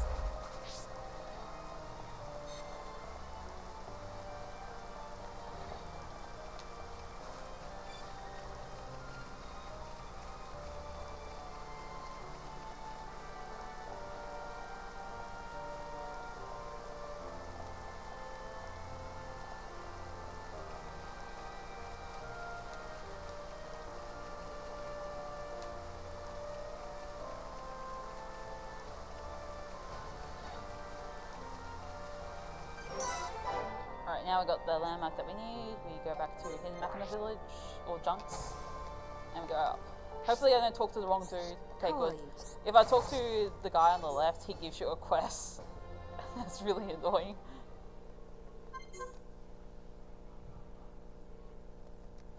So now the game wants us to rest. So we go and rest.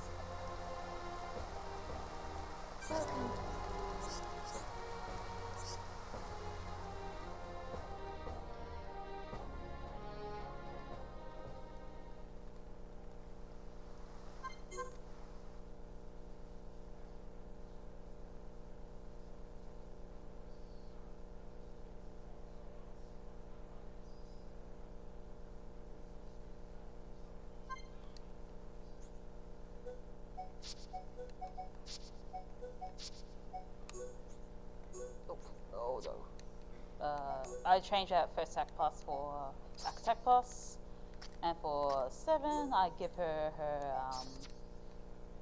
power ups. Her weapon power ups.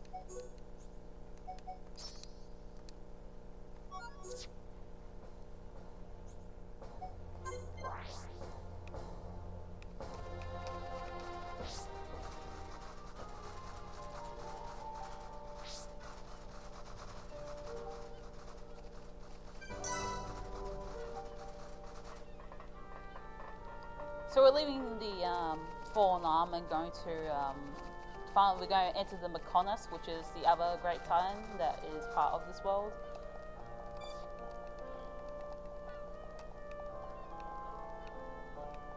Yeah, that's the Mechonis right there.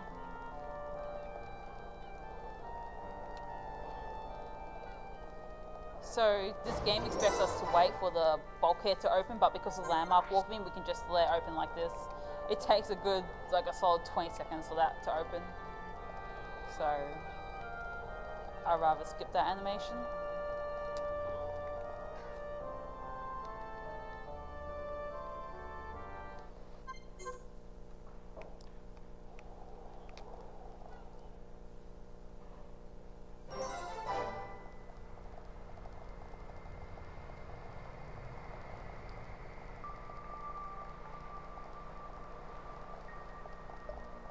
So we officially have entered the Mechon, and we're in Mechonis Field at the moment.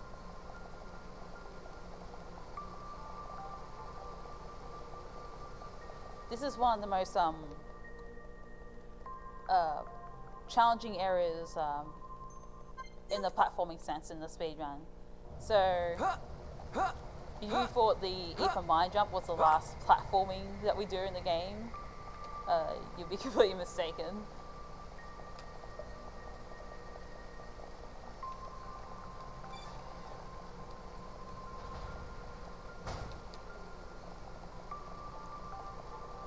Also, this area of the game has probably my favourite field music. But we don't get to hear the full of it until we skip all the cutscenes. So I think this is like the last cutscene we skip before we see the before we hear the full music.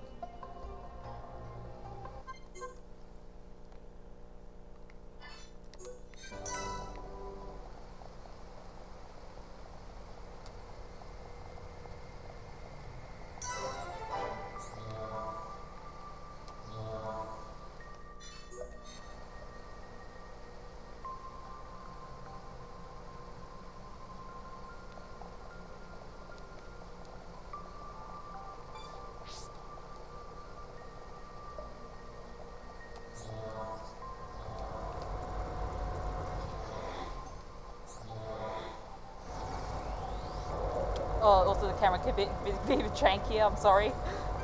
The game just doesn't know what to do. Alright.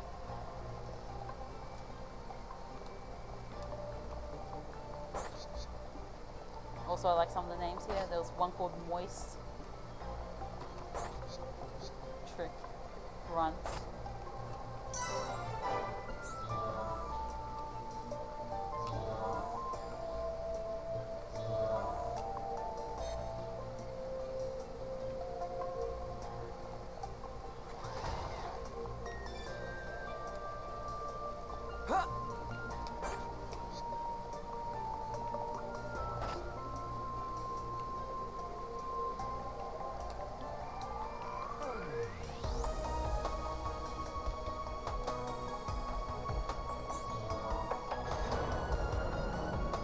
Okay, so this next jump is a bit difficult. I have to do 2 consecutive jumps, and because this game is in 25 FPS, it does eat inputs. So I'm hoping I can pull this off without too much trouble, without taking too long. So here we go. Wow, second try. That's pretty good. You can be stuck here for minutes.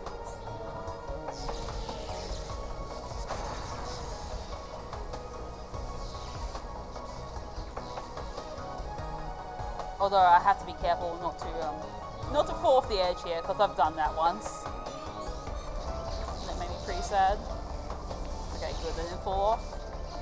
We did it. Okay, now party members can get in the way here. Please get off, thank you.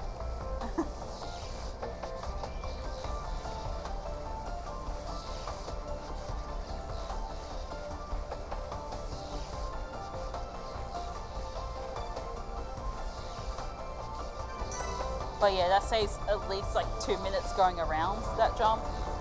So that's pretty nice.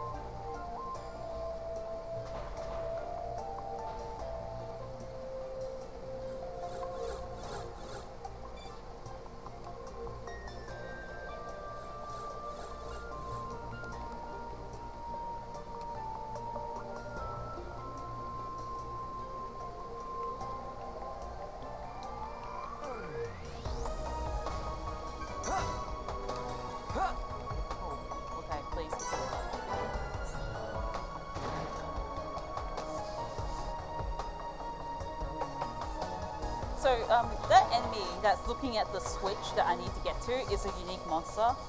Even though I am approximately almost double his level, he will still aggro onto me.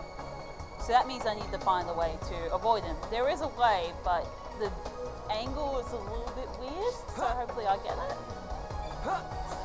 Okay, got it. Nice.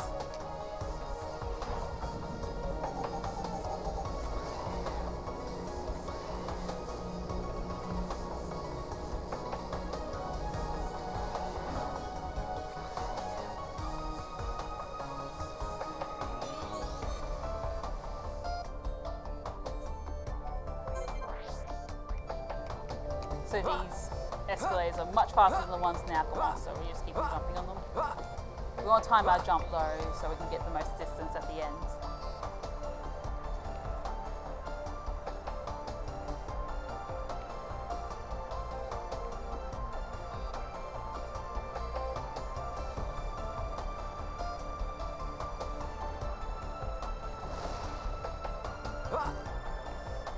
Please get out of the way, party members. I need to catch this next vent thing. So this vent spews out gas. Don't jump on it though, because when you jump on it, you instantly die due to fall damage. To this, you only get a little bit of fall damage if you don't jump. So yeah, it's a bit silly. Also, the physics on a couple of these sections are weird. You can literally climb up a very steep slope in this area. On that slope there, that's straight ahead of me, you can actually like run up it. It's really hilarious. But unfortunately I can't show that off because it wastes time. And I think I'm on pretty good pace.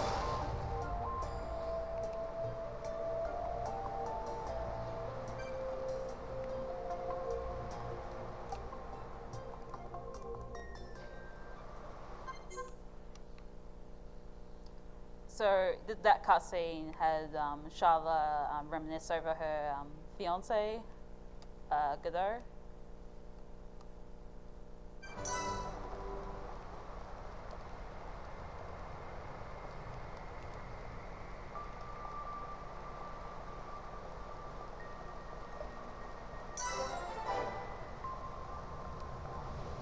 Yeah, sure. Alrighty. Got a few more somewhere, wherever the tab is. Allbound Flare gave $5. I just wanted to donate so that I could say Mumcar is best waifu. Please put this towards Genocide Sans Run fight for Undertale was that one, yes. Anonymous also gave $26.96. Greetings from the audience. I just want to thank all the runners and organizers for such a great 36 hours. So great to have such an amazing speedrun marathon for a great cause here in Adelaide. Do I have to say? Alley-oop. Thank you very much. And did you decide, Aeon, where you wanted that 10.95 to go for your fight? Well, Gazis is leading at 50 right now.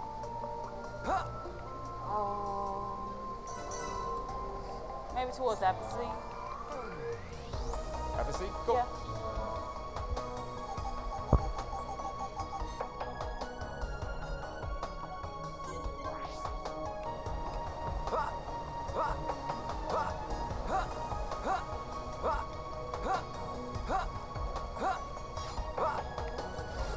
That was not a good jump. I'm gonna get some more distance off that. Oh, he's not the unique monster. I thought that was... No, that's on the other side. Never mind. Yeah.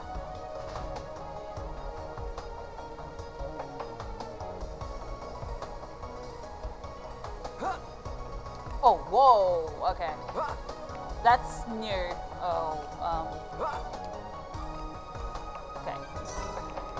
That... Yeah, I've never had that happen before.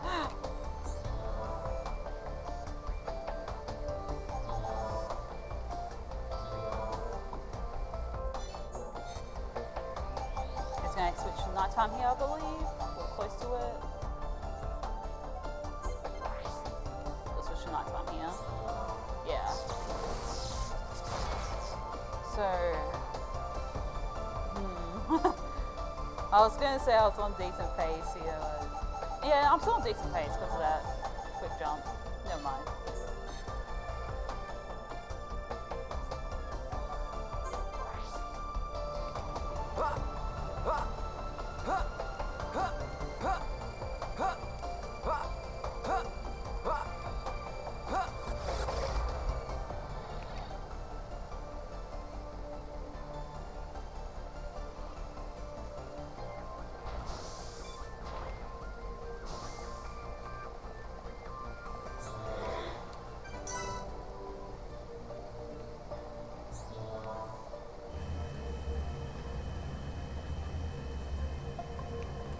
Oh yeah, this elevator takes a really long time to get up to where it is. I think it's like until like 300 to go.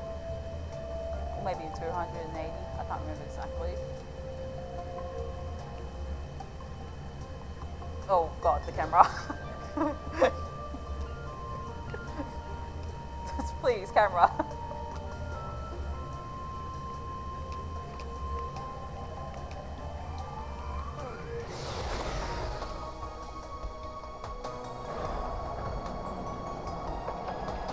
So we enter into this really long corridor.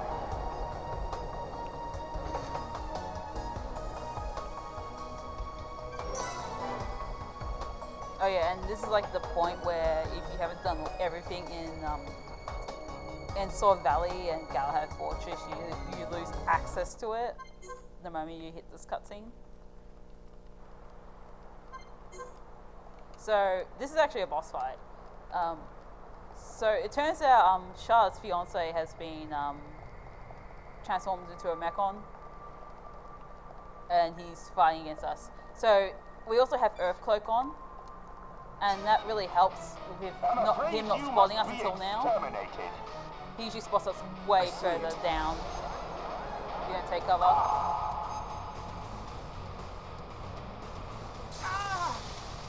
Oh yeah, that's a vision, by the way. We haven't been seeing a lot of those, but that is a vision. So we draw our Monado here. He says the Monado is back in action. Oh, there we go. I didn't want Dunban to reach J-Face that quickly. But yeah, we're pretty much done with McConnell's Field. And we're going to go up into the central factory next.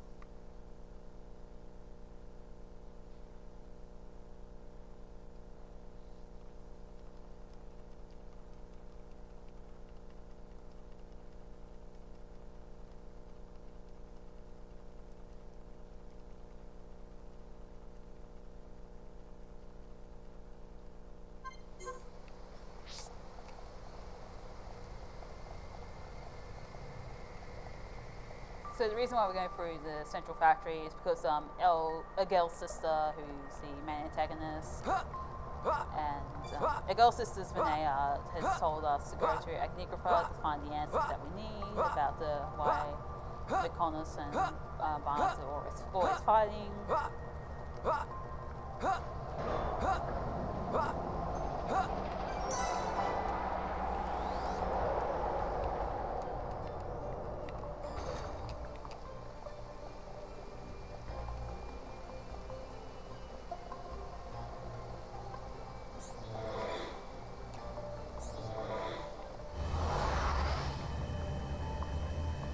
Oh, camera! Please!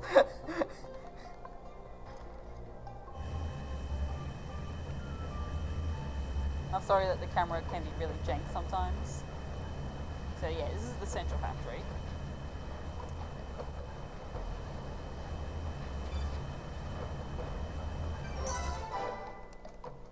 So I'm going to landmark warp in order to not wait for the lasers to come down, but also to activate this cutscene straight away.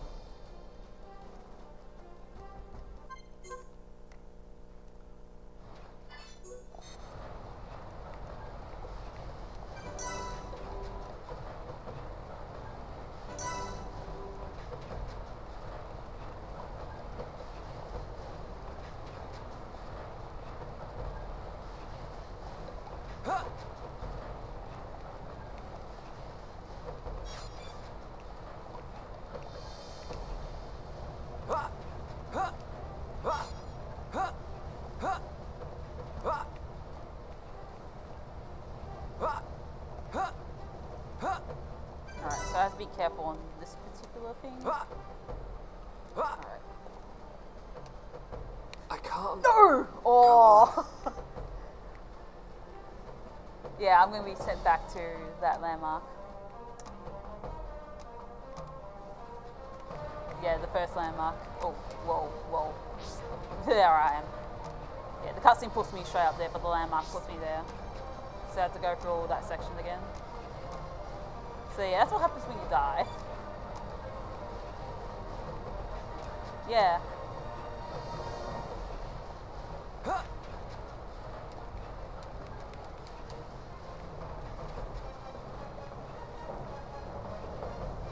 I don't think I pushed up the control stick enough in order for the shulk to grab onto the wall. Also, what's really fascinating about grabbing onto climbable objects is that enemy aggro immediately goes off you. And that's a thing we do a lot in the sequel? I don't know. In Xenoblade 2.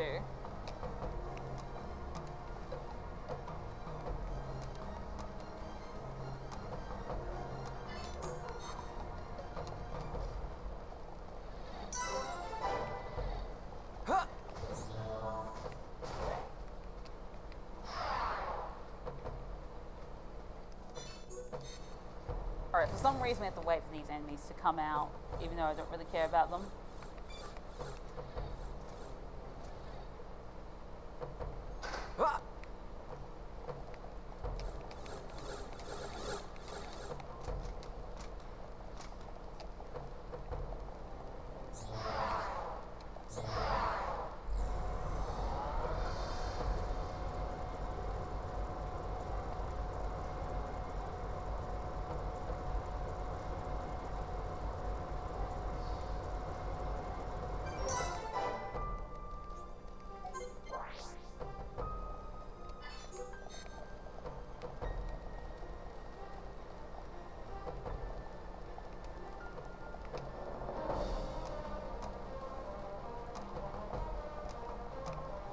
So our next little quest we have to do is blow up this vent, because we can't really get through it right now. And also for some reason, you can like miss the landmark quite easily if you don't like move slightly forward. Tank, let's focus our efforts. Roger. I'm really feeling it. Keep at it. Yay! We win. But we mustn't be careless.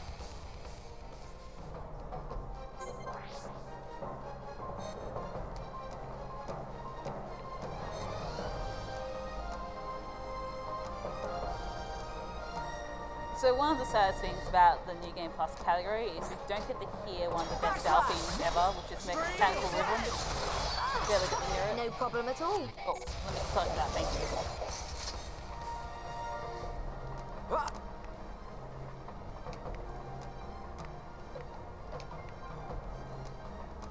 So right now we're collecting our parts for the explosive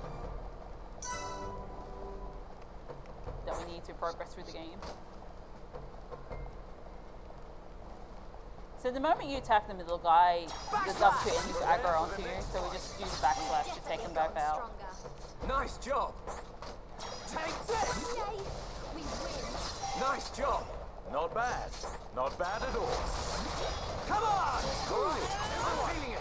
I use Battle Souls there It'll take more in than order that to to slow us down. increase my talent gauge, because I need it for a little bit. I need it for something pretty soon. So the enemy standing there is a unique monster, and he's standing guard over the button, but you can just like press the button through the wall. Oh no, is he looking at me? Okay, good. I didn't want to be spotted by him. So now that we have all our parts of the explosion, we can blow up the wall, and now we can get through. Now, because the game's on 50 Hz, the pop-up doesn't appear until now.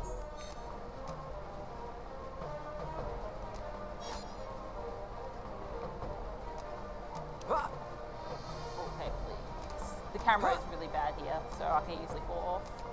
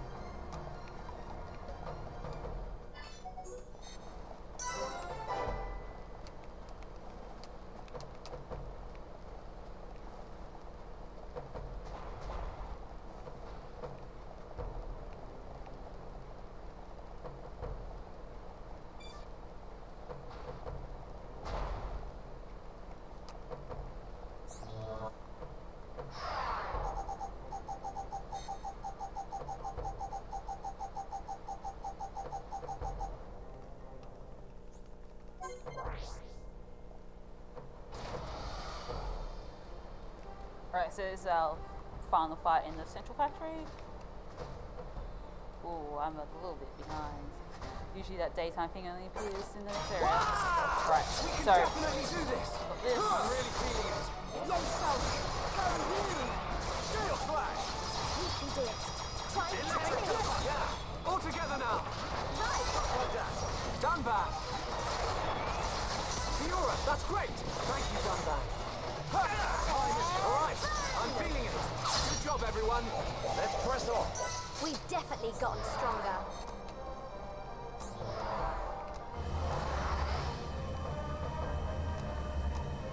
Alright, so we do our final laser skip here. Thanks to quick travel.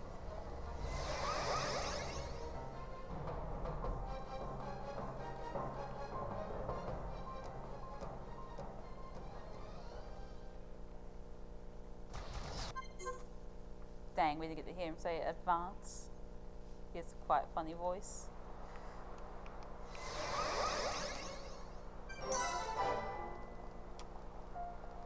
So now we're in Agnicofa, which is the capital city of the Mykonos, but it looks pretty isolated and desolate. And there's also a bunch of dead Telethia there too.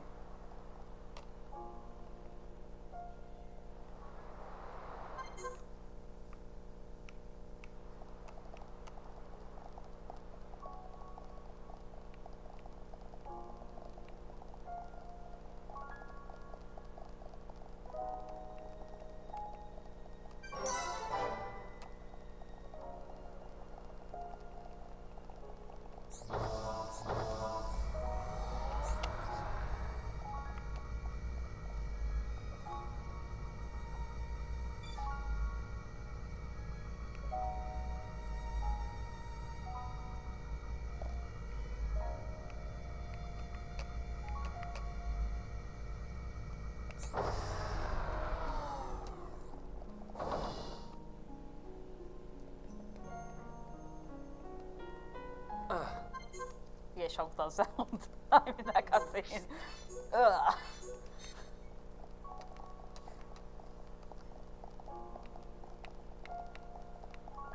So now we're on another little fetch quest. Instead, we have to hit some buttons in order to get the transporter to activate in order to get to the Maynard statue in the center of the town.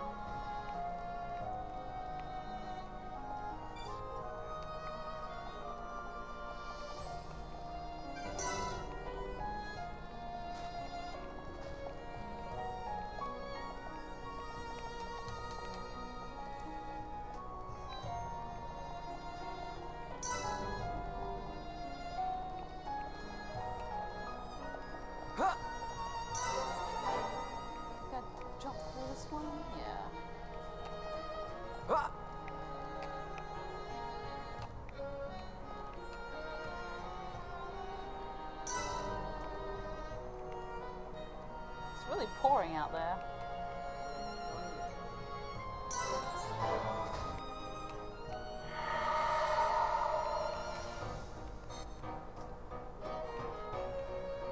I think the game wanted to reflect that earlier.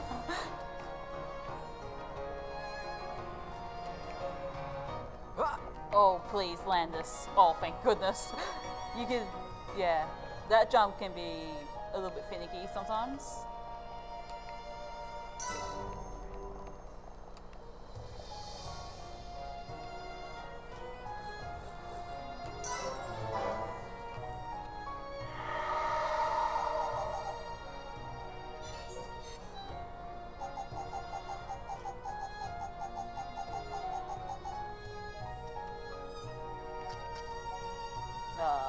Wait a minute. Hold on. What am I doing? I just brain farted. I was like, wait. Don't know how I brain farted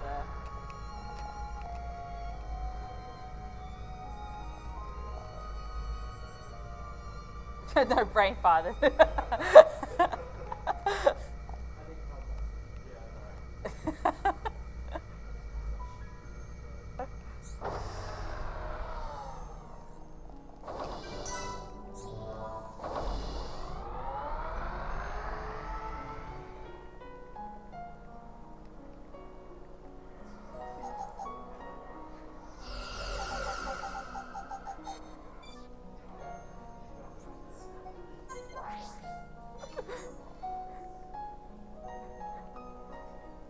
Alright, we're fighting Godot for the last time. First thing we're going to do is in this first phase, we're going to buff and jump up across and then get our pound gauge up. He's going to use Blow Jaggy, but he's too slow.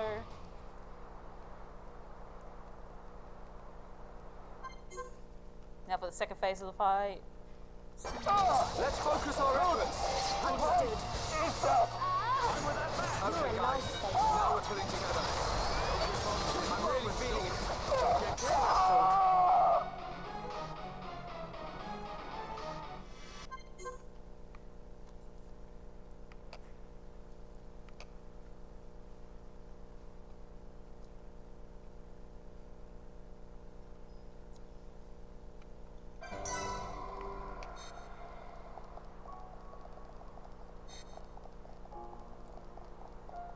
So now at this point in the game, the bosses can now really tank our hits and even our backslashes. So now I have to put in methods to lower their defenses. Fortunately, Shulk does have a move called Slit Edge that lowers the enemy's physical defense, but I have to be by his side.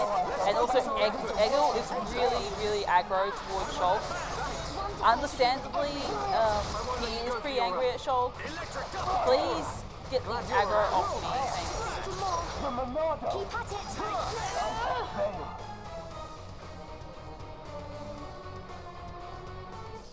Your blade did not cut deep enough. Oh, whoa. Time is now. Alright, I'm feeling electric Everyone, make a run for it! The bionic must be destroyed!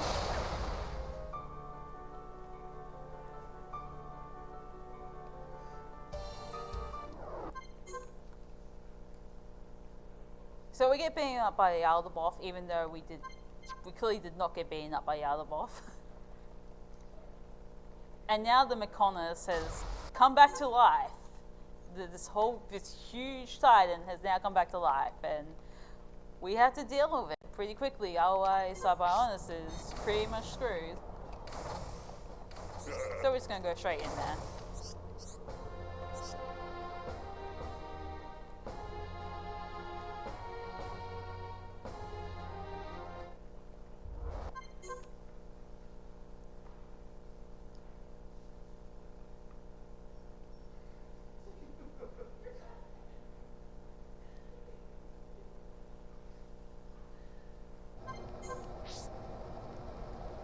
So even though we're in the central factory, we are making our way towards the Mechonis core.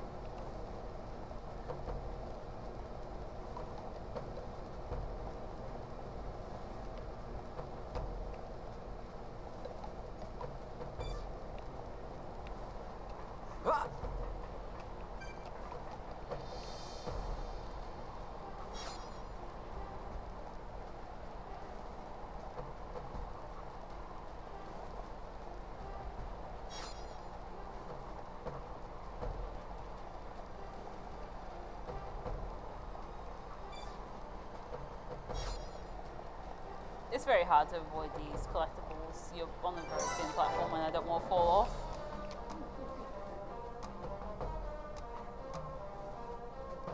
It's just... This is a fort.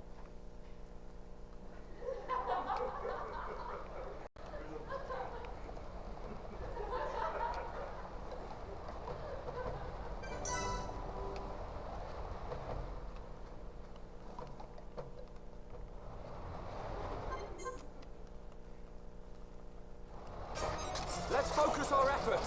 Okie dokie. So this guy is pretty bulky as well Just what I Wonderful needed. to be with everyone. I won't let to you go open for up your- with. Electric stick. Whoa. All right. Time for a trip. We can definitely do this. I don't think I got the physical defense down proc.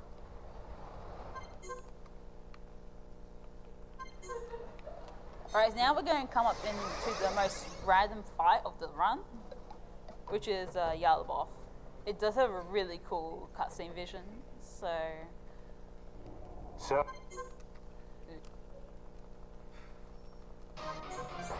Let's focus our efforts. Understood. I'm really feeling it. Don't get nervous. Why Try don't you and catch crumble me. beneath my I'm weight? Monado. Understood. Okay, please do your thing. Oh no, well, he just did the worst possible thing. So he summoned reinforcements. And that can waste a lot of time.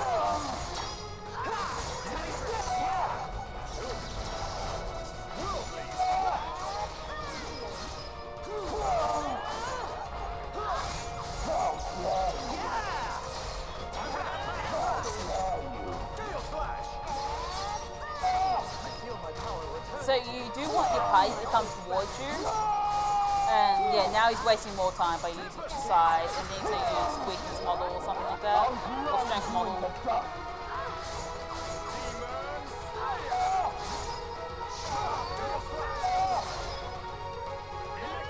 But yeah, you want your party members to come to you, but not be out of range of a move. I always think he does manufacture drone. There's no end to them.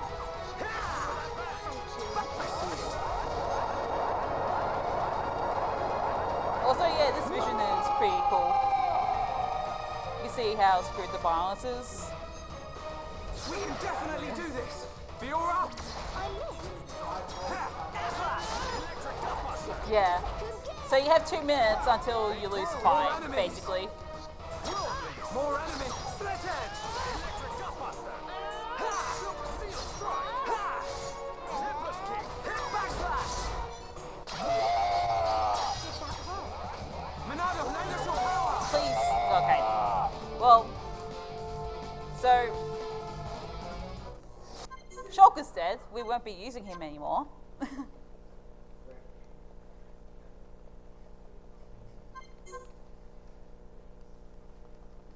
This battle is mine, Maynard. Now we get to fight Zanza, who is the main villain. Shifted into second gear. I'm feeling pretty good. Here's defense down first. And as you use Monado Buster, we use a buffing move. Is that all you've got?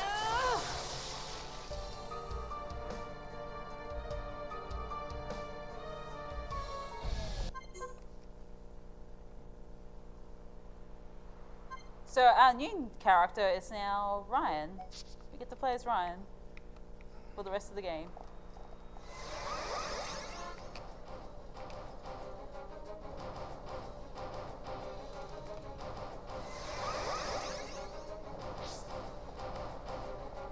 So yeah, it's Ryan time now. Unfortunately, we can't quick travel back to Junks, so we have to run up all the way back there. This is, I believe, the second to last time we can't quick travel in the game.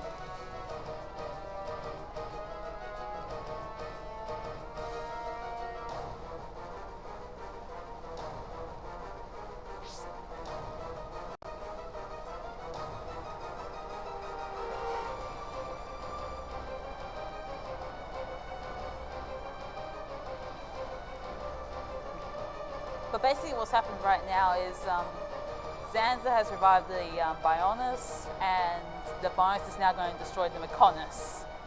So we gotta get off the McConnells right now.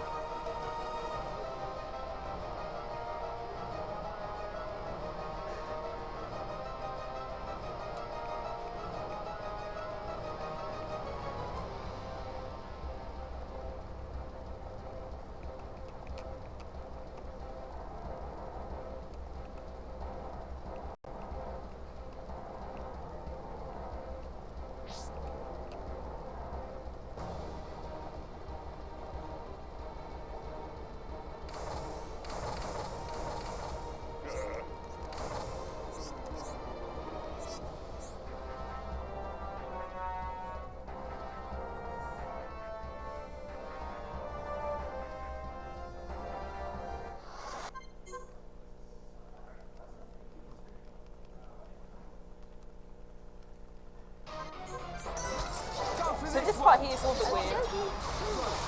We do, so once this enemy reaches half HP, you can't really do much to it. Whoa. Powering up. That was fun though, wasn't it? So now that we got our talent gauge back, we just wait for him to finish attacking us. Oh wow, he hit Dunban. That's impressive.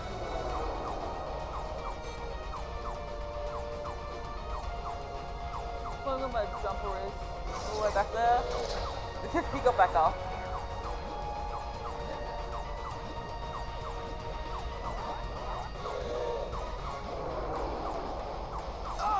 Oh wow, he hit mine. But that's kind of expected. He has low agility.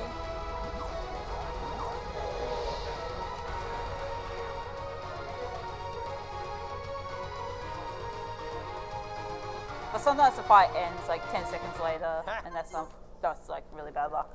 That was relatively fast, I think.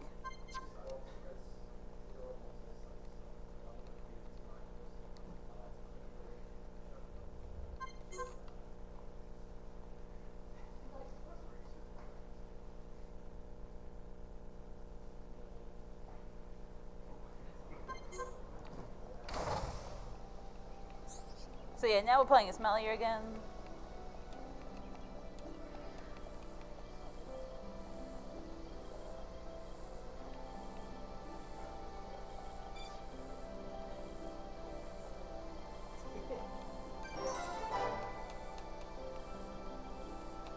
And we need to have a little heart-to-heart with Seven.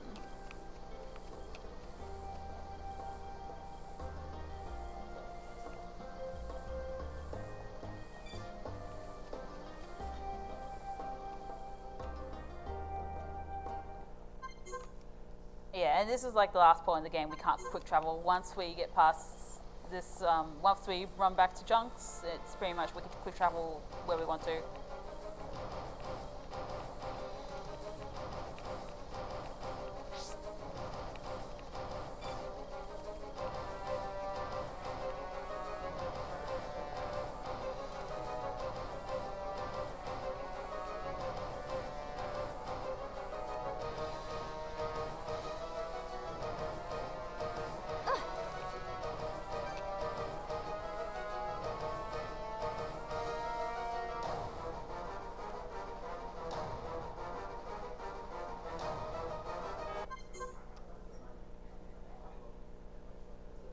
Alright, so hopefully I don't get confused between Xenoblade 2 and not press X on that menu.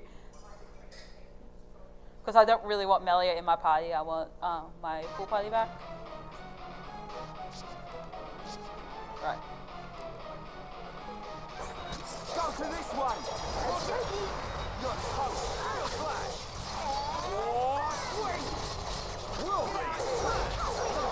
We move at the same pace! Powering up!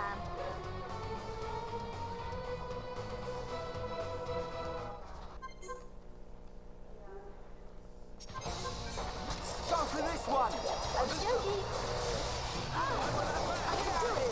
I know I can! On this! Growing up was a really fast move.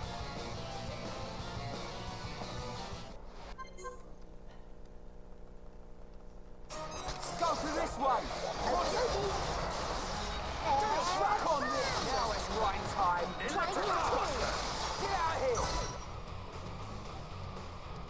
Yeah, I was just charging my gauge because I really need it for the next fight.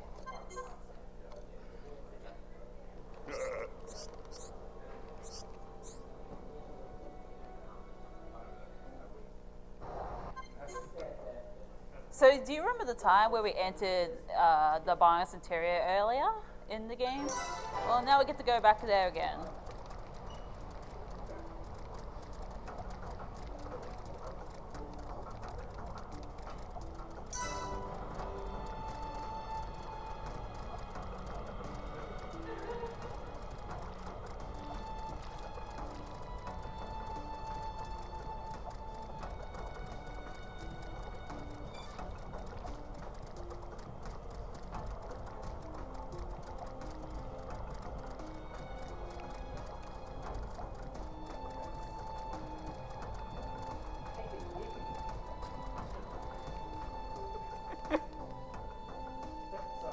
That's fine.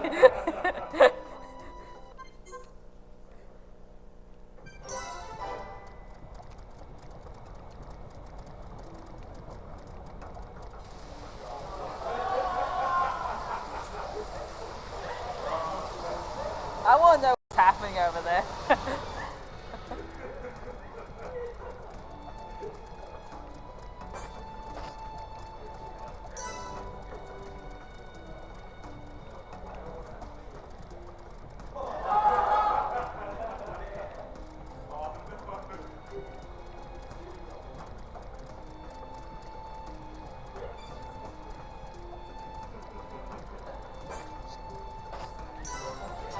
Oh, don't freeze me in place, please, dude.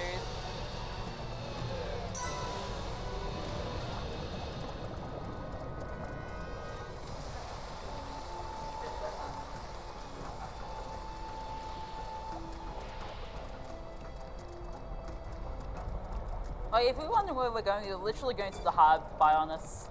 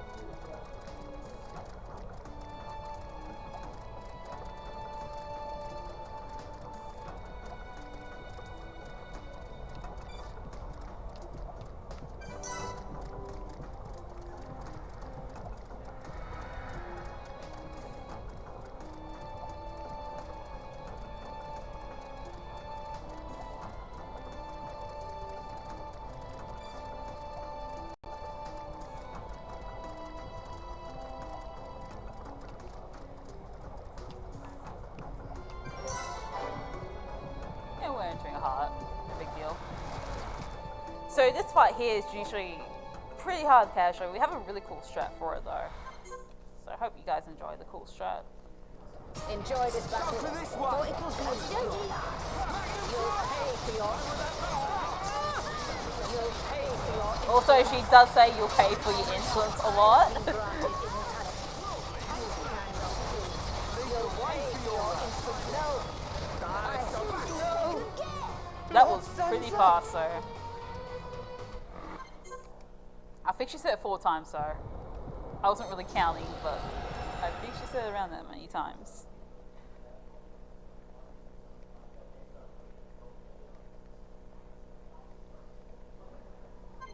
But the reason why that boss is tired is because you have to deal with the nebula that gives you a lot of defense buffs, both ether and normal defense. Also, this is the final area of the game, and it's pretty epic. Oh yeah, we're also back in Prison Island again, but it said we get to explore the full area.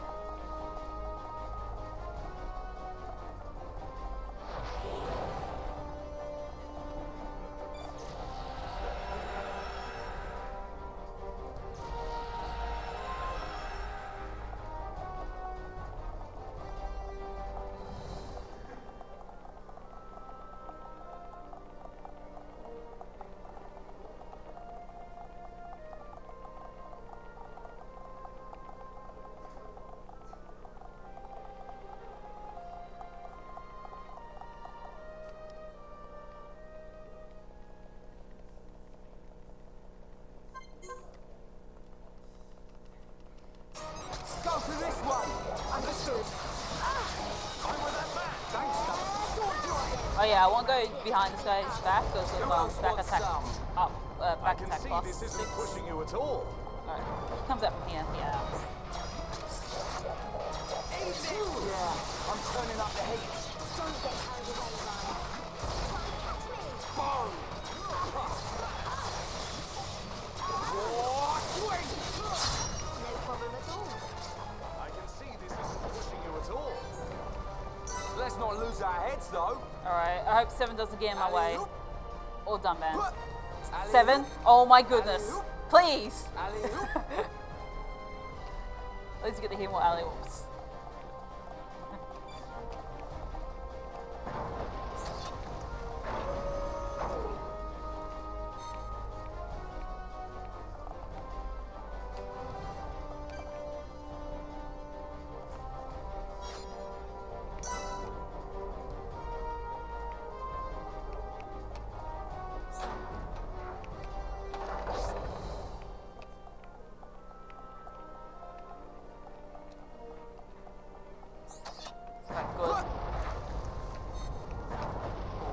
The last time I practiced this, I ended up missing the platform and died.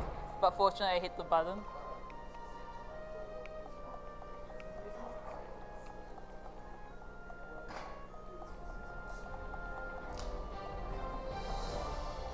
Sorry? I'm gonna try to get this hole in one first. Let's go. Oh! Yes, I just got it.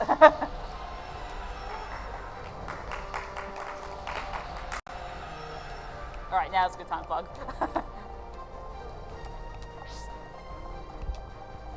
Good. Now the real Oz Speedrun Marathon is here with the donation incentives. We've got, towards the end of this run, fight one of the super bosses. It is a bid war. Currently, Belgazis is at the lead, and Abbasi is on 12:30. Roth is on 17:28. Maybe that's a username, who knows. But Crash Team Racing also has a bid war as far as playing as Coco or Engine. Engine is winning.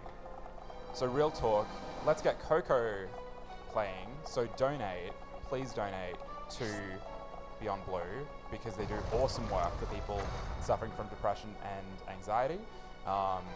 You can donate via the link in our info.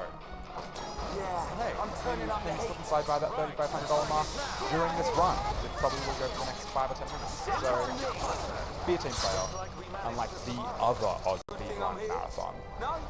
Anyone? We've definitely gotten stronger.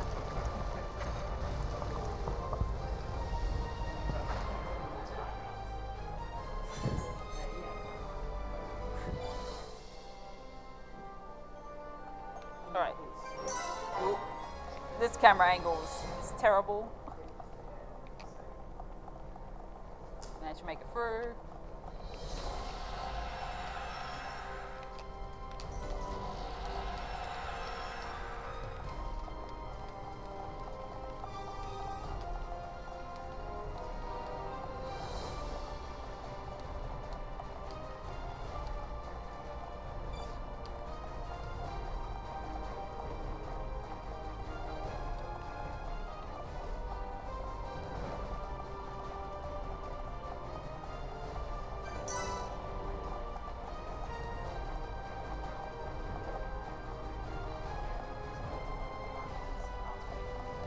Oh, this run or Black House? Oh, right. So at the moment, we're going through Prison Island again, mainly to confront the villains really, and have our final confrontation with Sansa. Sorry.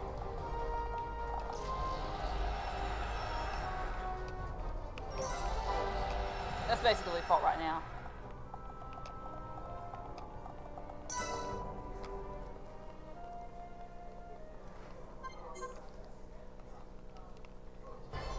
So there's an elevator here, but it's currently not working.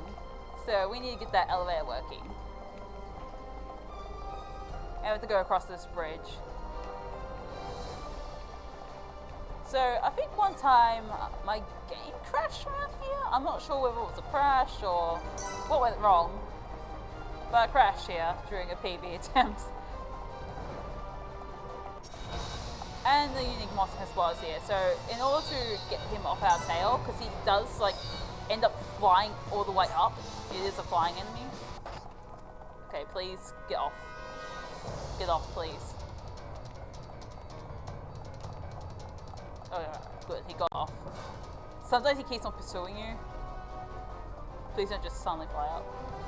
Alright, so here's the best part on playing on 50 Hz.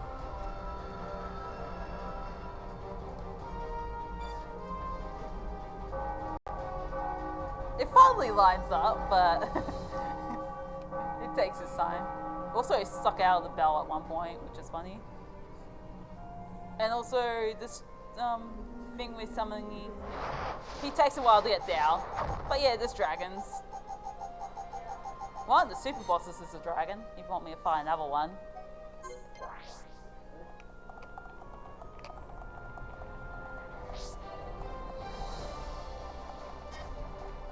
Right, so this dragon actually has spike damage. I don't have time for small fry.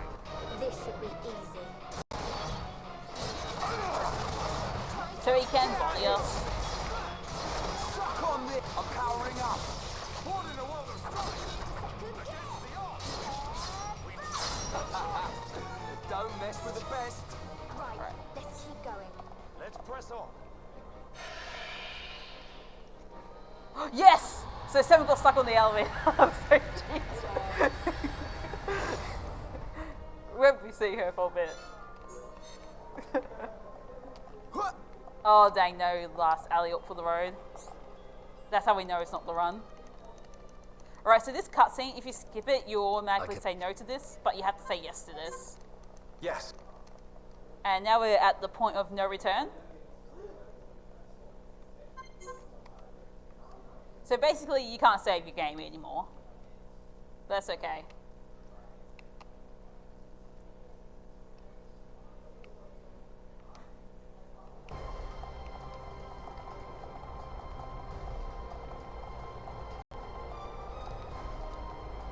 So right now we're going to fight the final bosses. So the first boss we fight is a guy called Dixon. I didn't really talk about him that much, but I usually capitalize the first 4 letters of his name in my splits. So in the first phase, I need to build up my meter.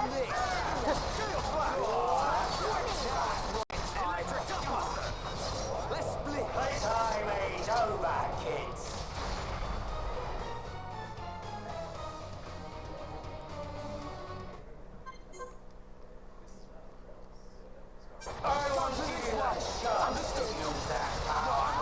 Right, so then I just go behind him, and luckily he moved towards me, which is great. That's good RNG. And now he's instantly dead. So I was going to say Prison Island was the final area of the game, but it isn't. The area that we're going to right now is the final area of the game. Yeah, it's only space.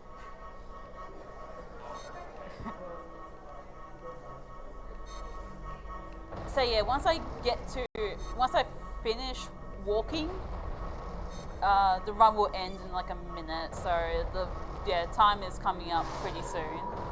It's on the it's when the final boss's HP reaches 0. Also, I'm pretty impressed that they got like photorealistic images of space in this game.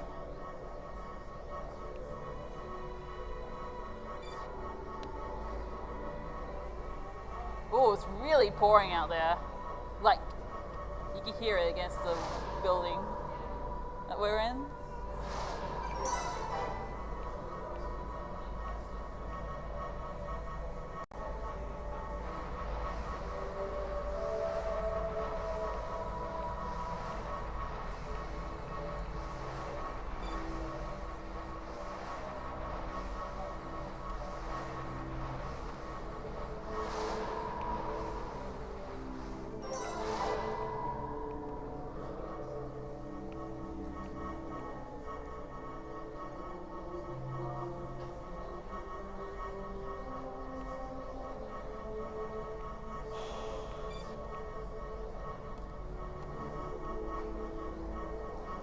Alright, we're entering the final boss now. So So the final boss has 3 phases. The hardest one in New Game Plus is the first phase because he can be a little bit annoying. I shall wipe you from this world and bring forth its demise! It's not possible! How can you read my movements? It's not possible! How can you read my movements?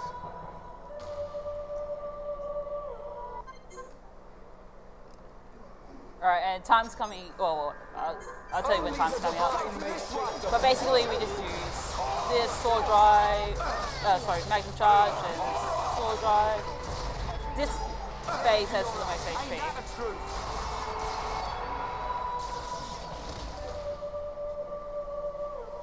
Alright. Whoa, okay. I hope people can hear me say time.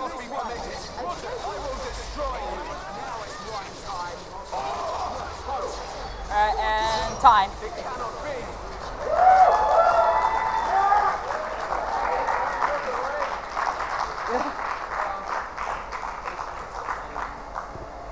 Jeez.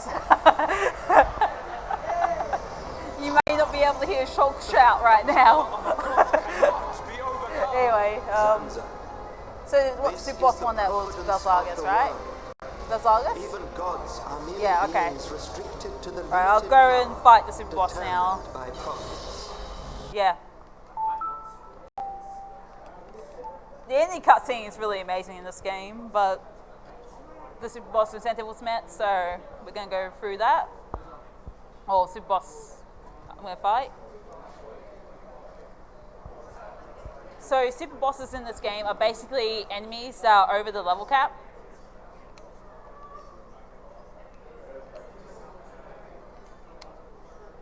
So the level cap in this game is 99, if that wasn't obvious throughout the entire run.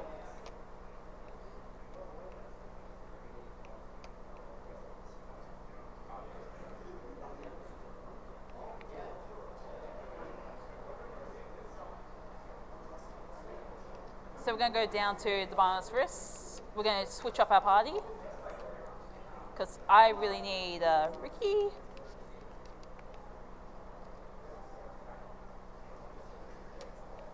Oh, there he is. So yeah, that's the Blizzard's Belzagus. He is 15 levels over over us.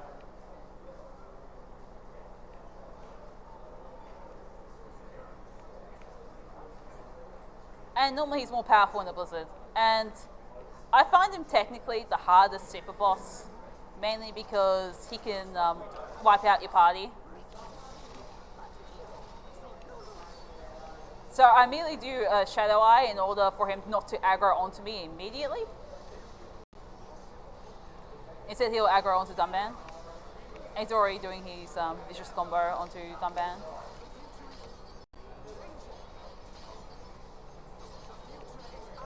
So now he's going to go back and forth between me, between Shulk and Dunban.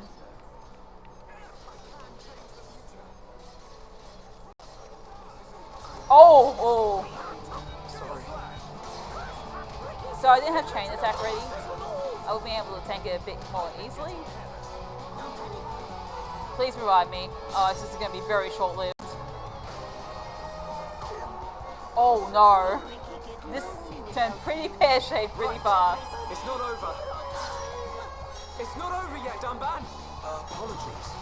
This isn't me. Alright. Just what I needed. Dunban, don't overdo it.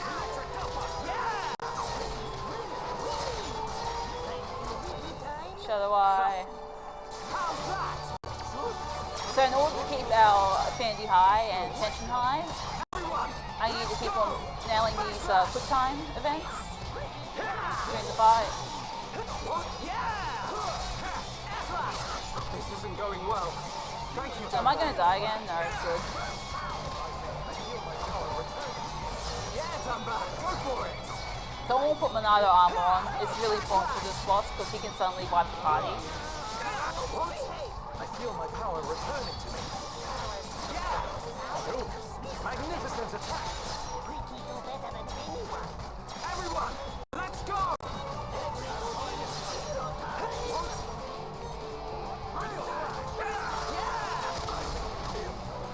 Oh. can wipe your party like that without vision. Please, Ricky, revive us. So the AI would prioritize you over your other partner. Also, he somehow revived me like that. I can still do it. Okay, done, Ben. Please encourage each other.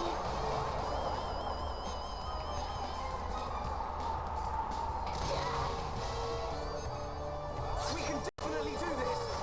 Yeah, all together now. Done bad.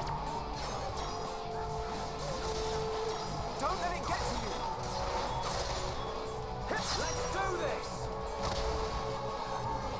Hang stream edge. Done bad. So when I use the chain attack here, your party member can't die as long as you activate it before. This is the I think power. Ricky got toppled and Nothing's is gonna not stop involved me. in the chain attack. It's not over yet. Leave it to me. Soaring. Good job, everyone. Perfect. Yeah, Dumbash, go for it.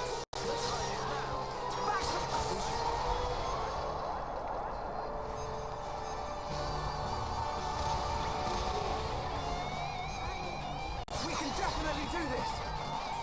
Oh yeah, sometimes you can get teleported in front of the super boss.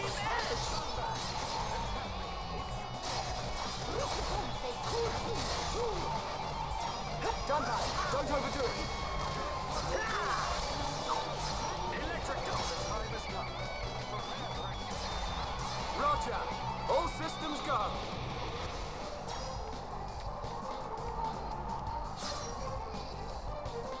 I can't. Go on. Oh yeah, I'm probably gonna fail this fight. That's fine. Yeah. Yeah. Are we behind schedule?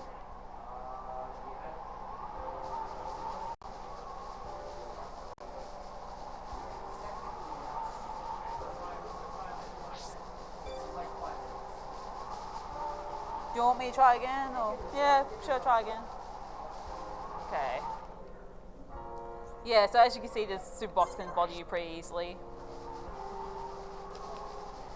I hope he reappears again. He might take a while to reappear, and then that's annoying.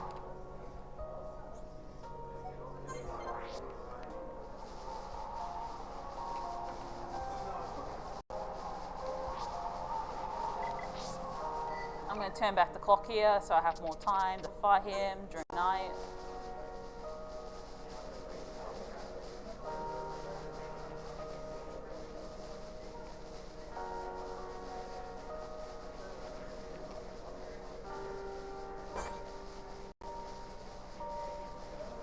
Alright, let's try this again.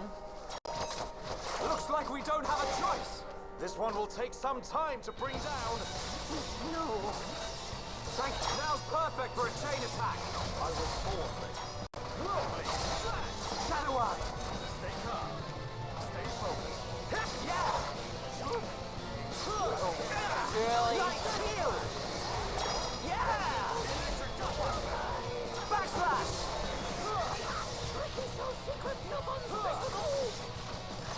Okay, here we go. Stream edge. Done man. We're counting on you. Aha. Steel strike. Ricky.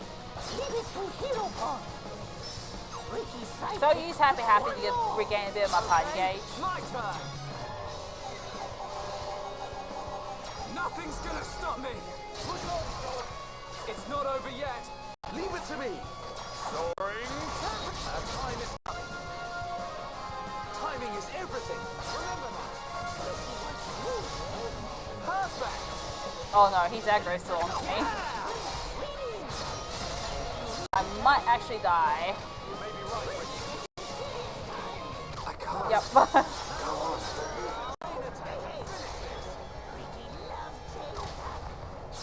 I think Ricky's trying to revive me, yep. No panic. Shook, now no sleepy time. Stay focused. Try hard. All right, I'm feeling it. Slash.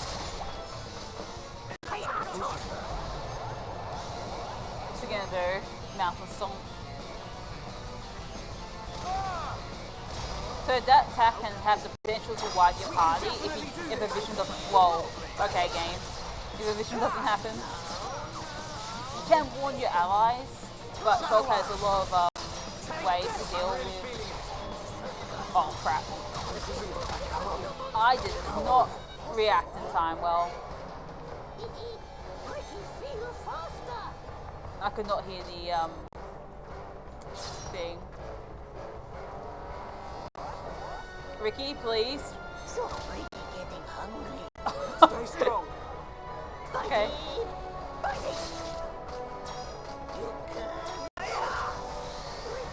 We haven't lost yet. No rest for the wicked. Will please.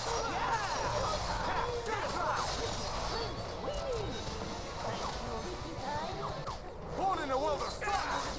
Against the odds. Thank you, Dunban. We choose to blossom dance. We haven't lost yet. We keep at it. Yes, here you can. Just what I needed. Oh yeah, so healing also increases aggro, which is why I'm not trying to heal too much. It's not over yet, Dunban. Please don't attack me. At last, we move at the same pace. Getting serious time. Electric Gunbuster. Oh, I just got enough fighting age. Okay. Please, slash. Dunban, please. The real fight begins now, Shulk. Right. It's not over. Nicely done. Yeah! Steel slash. Dunban, don't overdo it. Dunban, awesome! Leave this to me. Steel slash. Electric Gunbuster. Now's perfect for a chain attack. I was born.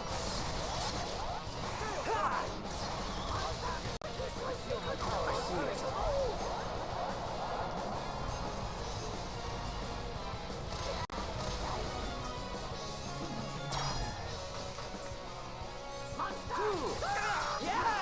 The future is ours to decide. Right here!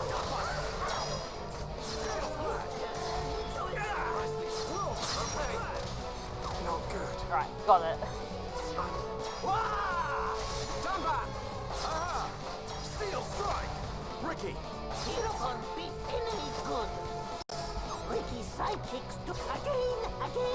So with chain attacks, you want to use the same color moves. White, though, does increase the chain attack power as well. Over yet. Chain attack multiplier, sorry. And you can combo into different colored moves. Here Ricky go. Hereupon snap top. One more. Okay, my turn. Yeah! Keep it up. Leave it to me. Timing is everything. Remember that. Perfect. Electric Gunbuster. Wow, the aggro is on me and I do. Prepare for a chain attack. All right, on feet. Let's do this. I'm gonna use it again. Stream. Because aggro was on me and it wasn't going off We're me. counting on you. Aha! Steel strike. Ricky. Hereupon beat enemy good. Ricky, wow! Perfect. We are at one with the battlefield. Let's keep up the pressure. Stay calm. Stay focused. Yeah. All together now. Good call. How's that? It's for a race. Everyone, let's go. What? I see it. Okay, so Frozen Graveyard X, I could use either Minado Shield or the chain attack. Shadow Eye.